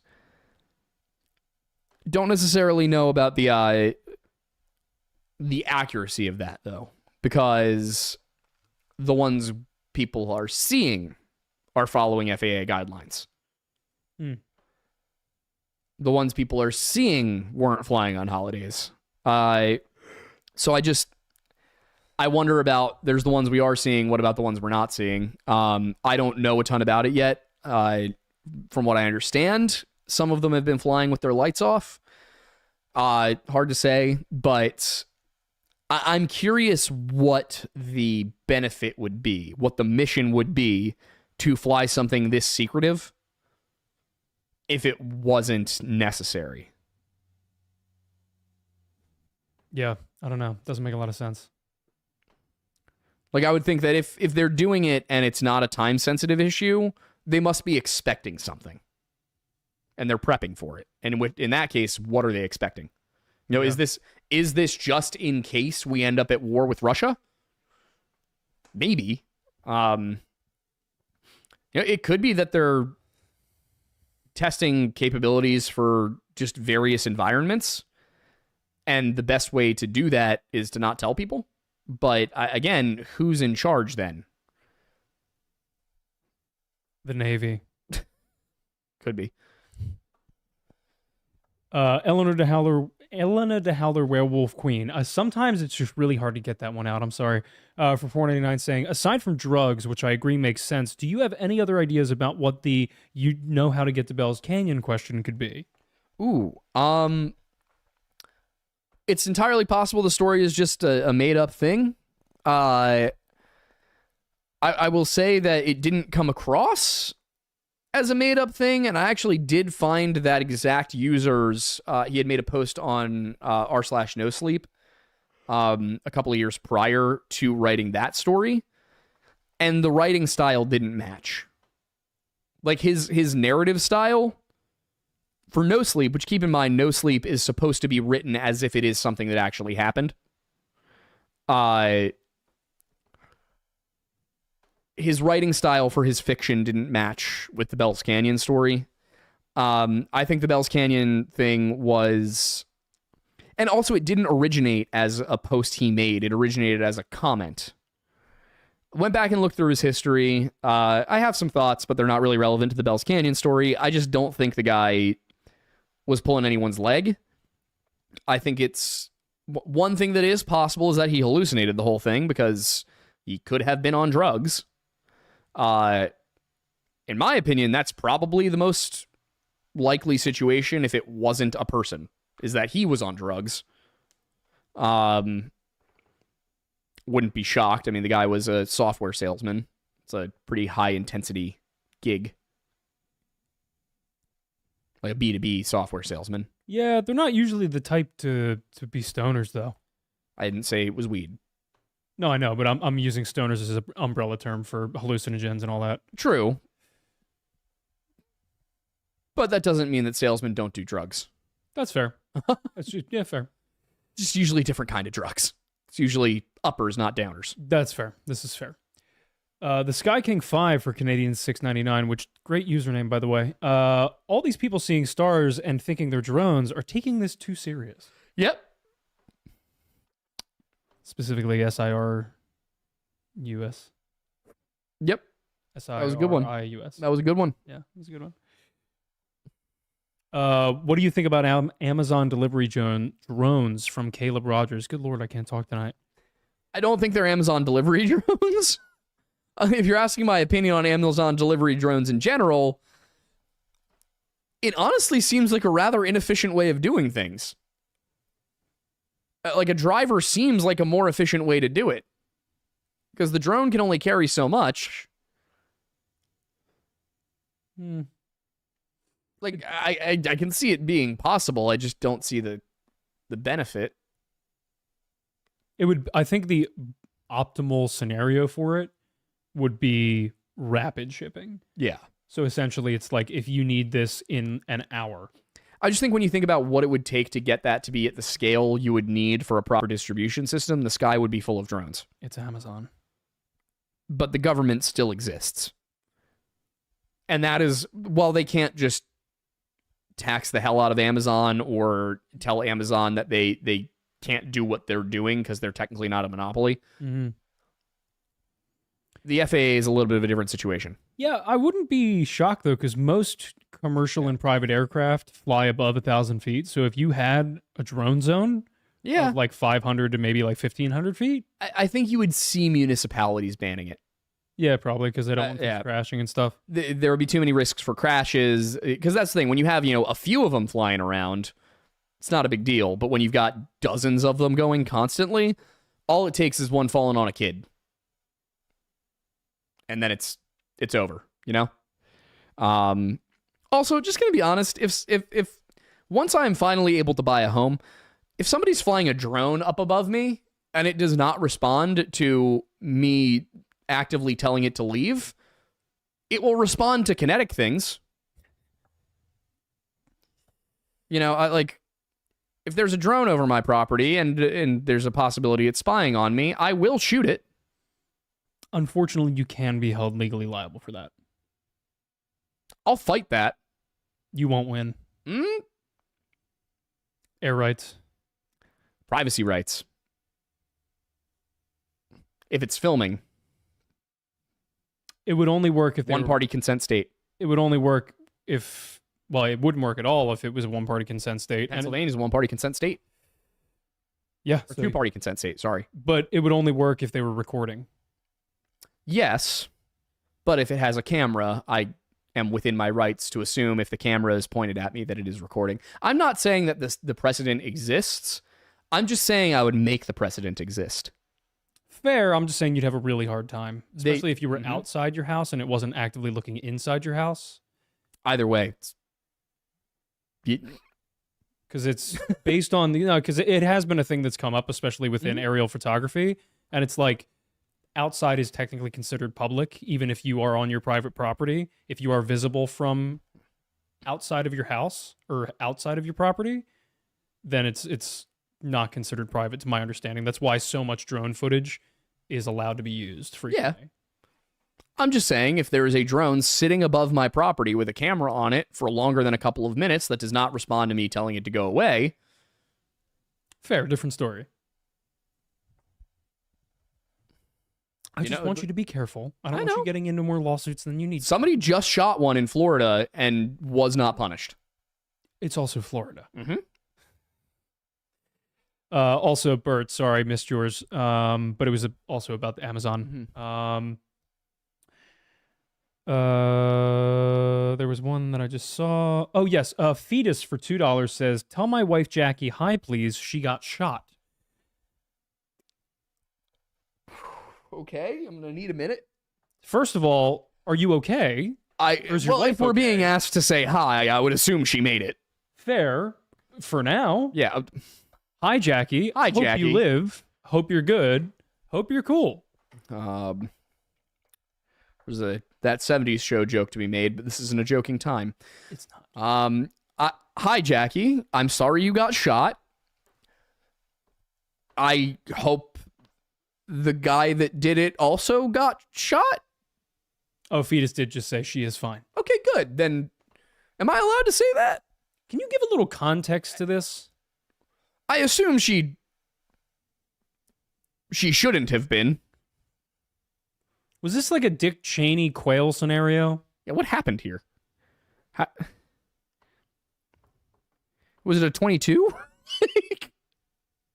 I'm sorry that happened. It was very jarring, and now I'm trying to wrap my head around it. So I'm glad you're okay. That's good. Dan Lopez for $5 says the drones are MQ-8C fire scouts. The USN is probably conducting readiness and training missions. Sorry, the answer is so anticlimactic. To me, that's climactic. I'm not sure that's true. What do you mean? Some of the drones are fixed-wing aircraft. The MQ-8C is a helicopter. I was also hearing that they are, I think, XP4 by Terradynamics. In addition to that, Ella said for $10, saying, I'm pretty sure it's the EPA hunting a radiation leak. That's what I was thinking. Also, my brother changed his Steam name to Diddy. Is it appropriate for me to gift him a Diddy CD and baby oil for Christmas? Why would he do that? Yes, that's the only thing you should do.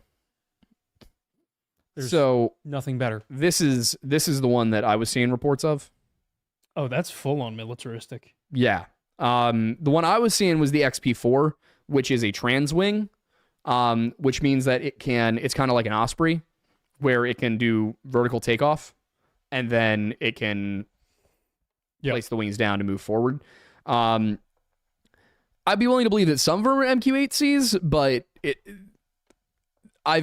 from what I'm seeing, there's a lot of reports that these are fixed wing. Some of them, at least. Yeah. There's definitely some of them that are. Yeah. And I feel like if it were MQ-8C drones just doing normal routine stuff, the Navy would have just come out and been like, hey, guys, they're just reconnaissance drones that we're working on training for. Yeah. Like, the fact that they're being secretive about it suggests it is not that mundane. Yeah.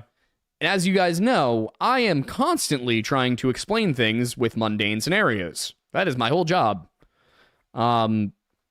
This does not seem mundane to me. It doesn't necessarily seem like it has to be a serious conspiracy, but I would want to see some sourcing on where you're getting that they're MQ-8Cs. Yep.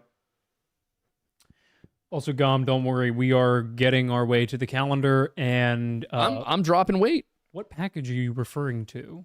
Oh, I think the Chris Chan medallion. The what? Yeah. Wasn't where we got one. Apparently it's been mailed. Well, we'll see it when it gets here. Ryder, Did you send it to 10 North Main Street, Phoenixville, Pennsylvania? Let us know. Let us know. Ryder. Also, if that seems like a place you want to visit for the wrong reasons, there are multiple firearms in this room. Don't. Also, we're almost never here. That's true, yeah. There are cameras, though. Yeah, so we'll know. So if you're here and we're not, we will know you were here. Just, I feel like we are one of the few YouTube channels that actually has a physical address, and it has to be reiterated every time that address is mentioned that coming here uninvited is a bad plan. If you meet us in Phoenixville, we might give you a tour, because we've done that with a few people. We've done that with a few people. If you're cool, it's fun. Yeah. Just don't try and do anything weird. Somebody dropped off a St. Aidan of Lindisfarne thing the other day because I told them they could. Yep. Anyway, we've been recognized multiple times by people here, and they've been really cool. And we'd be like, "Hey, you want to check out the studio?" Yeah. So we're not saying like don't say hi to us. Just don't try to come into our building unannounced. Into it. Yeah. Also, you'd have a hard time. It's kind of hard to get in here. It's hard for us to get in. And if you broke in, you'd face a whole number of other historic building related charges. So just don't. Yeah, it's not worth it. It'd be twice as expensive as breaking into any random building. It would be. It really would be. Ryder for $7.26 says, "Hi, I haven't had the best year, but your videos always cheer me up. Probably going to binge old videos while in ankle surgery recovery." Oh boy. Sorry. Well, good luck with your ankle surgery recovery. But yeah, no, thank you. Much appreciated. Come on. Hello. Figured the boy would want to say hi. Oh yeah, without a doubt. He likes it here. Ooh. Ah. What's next? Gomb is asking for $5. I'm planning on getting married before the decade is out. If you two got invited, would you likely attend? Also, Poland mentioned. Hell yeah, love them. I'd go. Yeah, why not? Yeah. I mean, I can't promise that if any of you invited us to your weddings, we'd go, because that just might be too many weddings. But no, if you invite us to your wedding and it's something that fits into our schedule, we'd certainly consider it. Yeah, it'd be fun. At the very least, we'd send you a gift. We don't want to like undermine your day though. Yeah, no. But we would, like, if you were like, hey, I'm getting married, can I have a shirt? I'd be like, sure. I feel like, though, generally, if we got invited to somebody's wedding, we're at the level where it's like they'd be excited and everybody else would be like, who are these people? Yeah, that's true. It's like, are you part of the family? Or would actually kind of work, because we wouldn't be stealing the day. we would basically be Vince Vaughn and Owen Wilson. Yeah. Be fun. Be nice. Time. Great movie, by the way. Wedding Crashers. Oh, phenomenal. Great movie. I don't think I've ever actually seen the full thing. Oh, it's good. That is a good movie. Hobos. There was just something about the early 2000s, man. About the movies. Yeah. No, they were great. Comedy hit a peak. It did. Hobo Sam 21 is saying, hey, the unsub guys are talking about renting a theater to watch the Lord of the Rings movies since Brandon has never seen them. Eli, can I come? Eli, can I come, please? I mean, hey, I'm in the same boat as Brandon. I just watched all the extended cuts for the second time, but the first time was with him 10 hours straight, and I remembered nothing. 10? How many is it? It's more like 12 and a half. Okay, well, we did that all in one day in high school, and I remembered none of it. The Lord of the Rings, The Return of the King Extended Edition is 264 minutes long. Every minute is valuable. Can confirm. I just watched it 3 weeks ago. It could have been another 2 hours longer if they had used more material from the books, but it's understandable why they didn't. Would have been a very long film. I think they're trying to reboot it as a TV show. There is there is the Rings of Power, but we don't talk about that. Like the actual Lord of the Rings. Harry Potter is getting a TV show remake. Lord of the Rings is getting another movie from Peter Jackson. Here's what I don't understand. First Harry Potter might benefit from some updated graphics. The first movie? Yeah. Yeah. All of the others, technology has not changed. They all look Aiden. exactly... Aiden. Money. Yeah, I forgot. Silly me. I forgot. Money. Yeah. Also, I'm sure it'll weave together like flashbacks to Dumbledore's past and Snape's past and stuff that you didn't really see in the movies. Yeah, I just don't get like I will say, like, you know, turning stuff that was only made as a film in the past into a TV show, I think can make sense, but I don't think Harry Potter needs it. Well, this is my thing, is the Interstellar re-release. I wanted us to go see it. It got sold out in the first week. Yeah.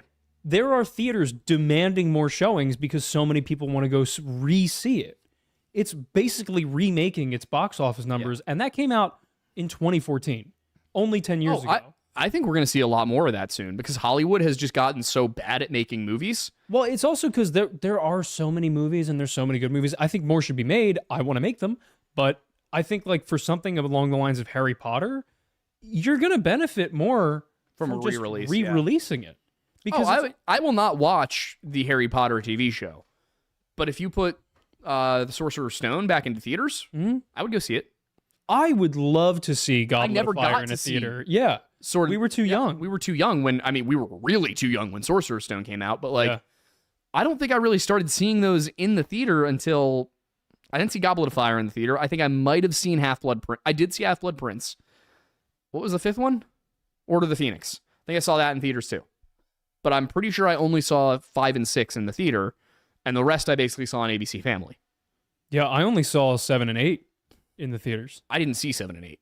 Well, I saw half of 7, and it was mostly just walking. It gets pretty morbid. It's like Lord of the Rings, but everybody's really sad. So Lord of the Rings without the hope. Yeah, until the very end. Also, do you see Archie right now? I know, he's just a little boy. He's just a little boy. Gomb is saying that apparently over the last half century, China has less than 100 tornadoes per year, whereas the glorious US of A deals with over 1,000 per year. Bring it on. Yeah, let's be fair. Get got, China. Let's be fair. The US, like, tornado alley We're also unique in that way. is the exception in the world. Mm-hmm. Like, it's not just like, oh, we're the exception in this hemisphere. There is nowhere else on this planet that you get tornadoes like we do in central the United States of America. Oh, yeah. In Australia, the wildlife tries to kill you. In America, the weather tries to kill you. Yeah, it's kind of wild. There is not a single part of this country where you don't have to worry about at least one natural disaster. That's true. There are volcanoes, there are tornadoes, there are hurricanes. There is nowhere safe.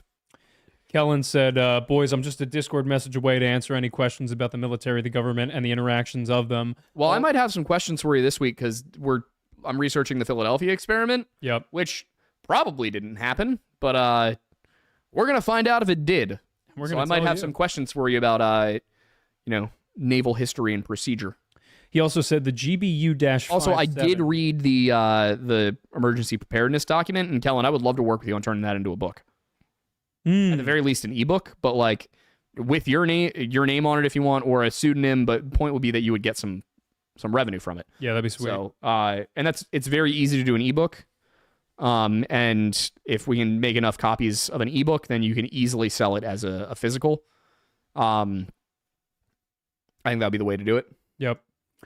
He also said that the GBU-57, the Three Gorges Dam, don't get me how started. Three Gorges, yeah, don't get me started on how bad Russia would get the smoke. Wait, Three Gorges is China, but yeah, Russia would definitely get the smoke. What was he talking about? Three Gorges? GBU-57. GBU-57? Yeah, I don't know. I'm trying to figure out what's going on. Oh, yep. The MOP? Precision guided 30,000 pound bunker buster bomb used by the United States Air Force. Substantially larger than the deepest penetrating bunker busters previously available, the 5,000 pound GBU 28 and 37. It's literally just a 20-foot long bomb dropped from what appears to be a B-2. Interesting. Aiden, look at the size of that thing compared to the B-2 that's dropping. Oh, wow. Yeah, that's nuts. Yeah, the thing about the Three Gorges Dam is that if you blow it up, it basically floods China. That's one of the bigger problems China has. Yeah. No doubt. Their infrastructure is not as resilient as ours is. Which is hilarious because our infrastructure is a problem. It's part of the reason I'm keeping the Jeep. Yeah, that's fair. Abby Holtz for $5 says, have you ever thought about looking into the disappearance of Chance Engelbert? Somebody or something seems off with his wife and in-laws' behavior. Ooh, I have not. What was the name? Chance Engelbert. You want to put that on the sheet? Yes. Yeah, part of the problem is that like I have a lot of missing persons cases to cover, but when I do too many missing persons cases, people get tired of it and I have to switch it up. Yeah. And now I've got this JonBenet Ramsey thing to cover, and that's going to take a year. Yeah, it's kind of nuts, honestly. All right. Do that minute. Ryan Wickup for $7.17. Love the specificity. Says, I saw a triangle string of lights moving in sync during basic training, and I was tweaking until they told us what it was. I don't really know what it was, though. Is it a triangular string of lights? Yes. I don't know anymore, man. My opinion on UFOs is that they're probably experimental aircraft. It's what would make the most sense. I would be very surprised if aliens were able to get here and then not avoid detection. Unless they want to be detected. Yeah, but why? What do they want? Let's be realistic, Aiden. Aliens land, people are going to want to do one of two things to them. One of them's eat. The other one's where it gets complicated. No, I'm just surprised that eat was the first one. I would have imagined kill, not eat. I think kill's probably bottom of the list. Well, you do have to kill to eat, so Well, yeah, but like if you're even vaguely civilized, at least. that's true. I wouldn't hunt them for sport, but I might hunt them for food. Every depiction of an alien ever suggests that they don't have a lot of meat on them. Maybe we're depicting them wrong. Maybe they're made of filet mignon. Maybe the aliens are thick and juicy in all the right ways. What you're telling me is that when cows get abducted, they're just the aliens being taken back into the ship. Yes. Cows are aliens. You ever seen a wild cow? You heard it here first. You ever seen a wild cow? Honestly, no. They're living it up good. Just saying. Sequitur Tenebris for $4.99 says UFOs in mainstream media is the U.S. equivalent of the Soviets playing Swan Lake. Do you know what that means? Not remotely. Okay, good. I thought I was dumb. Amanda might. Pretty sure Swan Lake is a ballet. I think so. Amanda, if you're watching and you want to tell me what that meant, please do. Yeah, Duo Black Rose is suggesting it wouldn't be shocking, essentially, if the drones are all from Skunk Works. What's Skunk Works again? It's like the Air Force's like top secret Okay, yeah. development. Like That would be my technology thinking, thing. is that like it very much could be that the Pentagon genuinely does not know what these are and they're still ours. Yeah.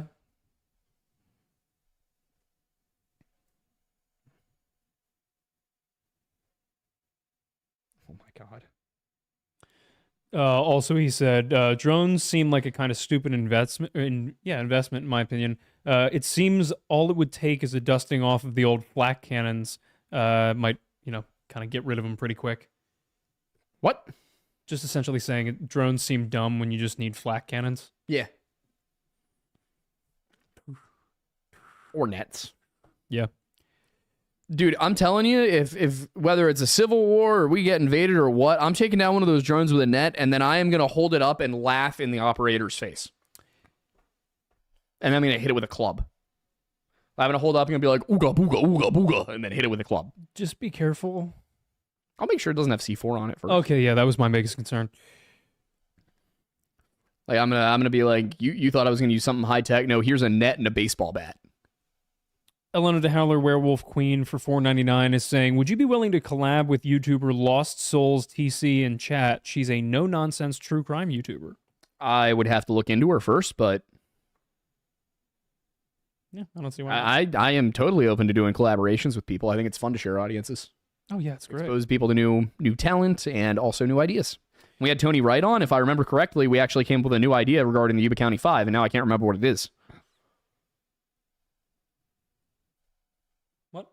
When we had Tony Wright on, Yeah. there was something that came up about the Yuba County 5, and I can't remember what it was, but it was something where we were like, wait a minute, what if it was this? And we were all like, wait, yeah, that actually could make sense. And now I can't remember what it was, so I'll have to go back and rewatch. Yeah. Jeff D says, funny story, the Air Force named their newish nuke CNC program after Skynet. Foreshadowing. Unrelated, would you consider a collab with Roanoke Tales? Boy, do we have a story for you. We've actually, I think, had him on at least one episode of the podcast. Possibly two. I think it's 2 now. I think it's 2.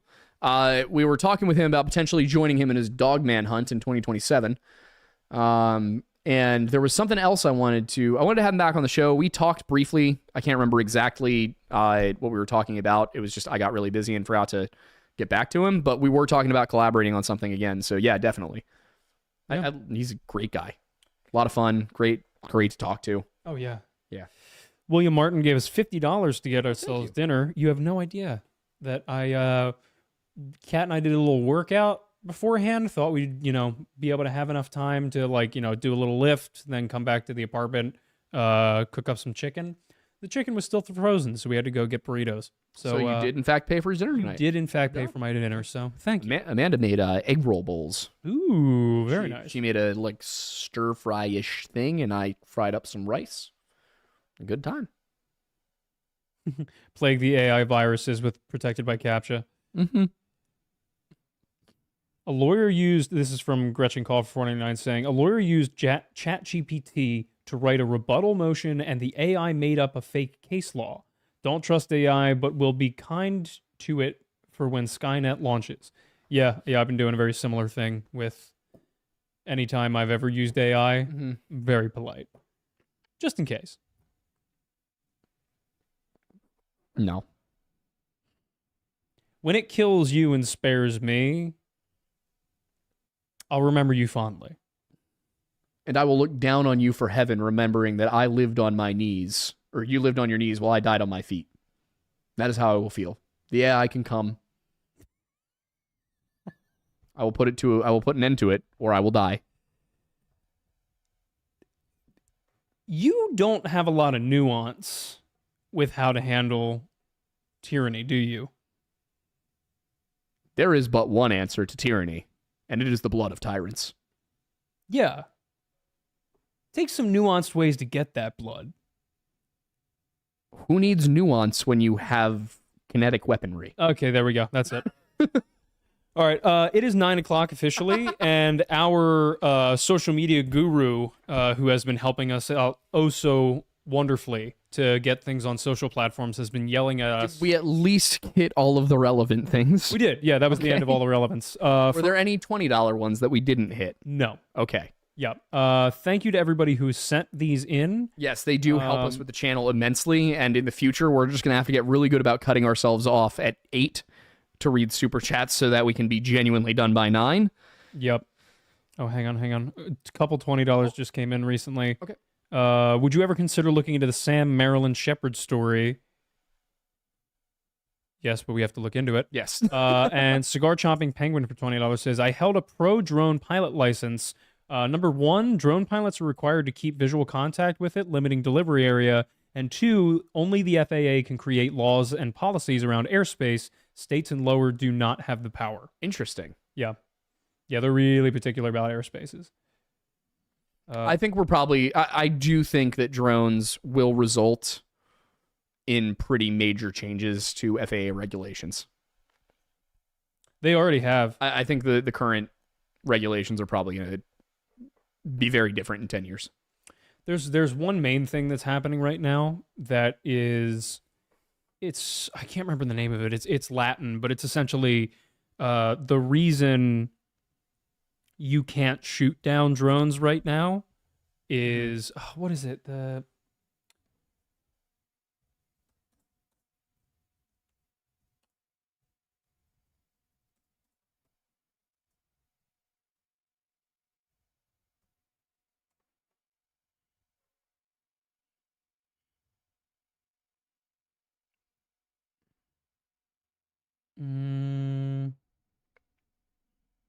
No. What are you thinking? Oh, no, sorry. I'm thinking of, hang on.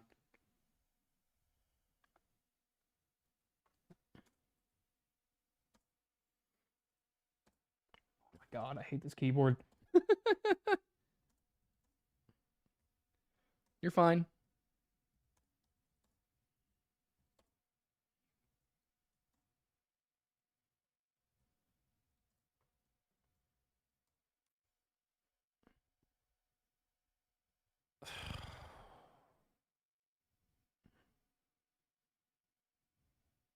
I can't find the thing. Kat, if you're here, we literally just saw it. What is it? What are you looking for? There's this statute in, it's either the Constitution or the Bill of Rights, essentially, that the U.S. government doesn't have the authority to just destroy the property of civilians. And that... I would think you're thinking about the Fourth Amendment. Maybe... Unwarranted search and seizure. No, it's something else. It's like it's a Latin phrase that's somewhere in... It may be part of an amendment, but it's specifically in relation to... like destruction of civilian property via the government. And one of the reasons why, like one theory of why the drones aren't being shot down. I think you might be thinking of the Posse Comitatus Act. That's it. That's not about destroying civilian stuff. It's about not using the military for domestic enforcement of laws. Yeah, so that specifically in relation to not destroying drones that come over airspaces, that was an argument in. I think that might have actually. It was in Whistler's. I think that was a misunderstanding on his part, because what was the name of that again? The military can shoot down civilian aircraft for flying too close to restricted airspace and refusing to leave. What was the name of the thing though? Posse comitatus. Yep. It's POSSE space COMITATUS, I believe. Yes, COMITATUS. Yep. Yeah. So it prevents the U.S. military from enforcing the law on U.S. soil, which could actually, depending on when it comes from, could actually factor into our Old West movie about why the Army can't do it. Yeah, it's true. What? Just cat said habeas corpus.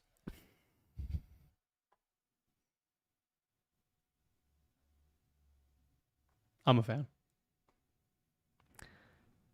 So I think it's time we wrap up the show. Yes, you better believe it is.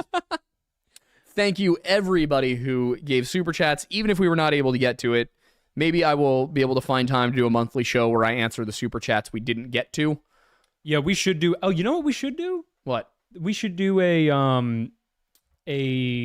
non-exclusive Patreon live stream where we answer all of the hectic super chats that people send. That could be a good one. In one consolidated place. That could be a good one. That could be fun. Just make it available free on Patreon. Yeah, exactly. By the way, if you're not subscribed to the Patreon, it's $1. There are higher tiers, but you don't need to subscribe to them. It's $1, and I just posted the first of the JonBenet scripts. I just posted for free, actually, a thing on why Christmas isn't pagan. Nice. Yeah. Otherwise, I think that's about it. I think so. I got to take out trash before I get yelled at. Yeah, we've got a whole bunch of stuff we got to get done tonight. So thank you, everybody, for watching. We will try to start taking super chats at 8 p.m. hard deadline from now on, because half an hour is just not enough. No, definitely not. Thank you, everybody, and we will see you next time. Bye, guys.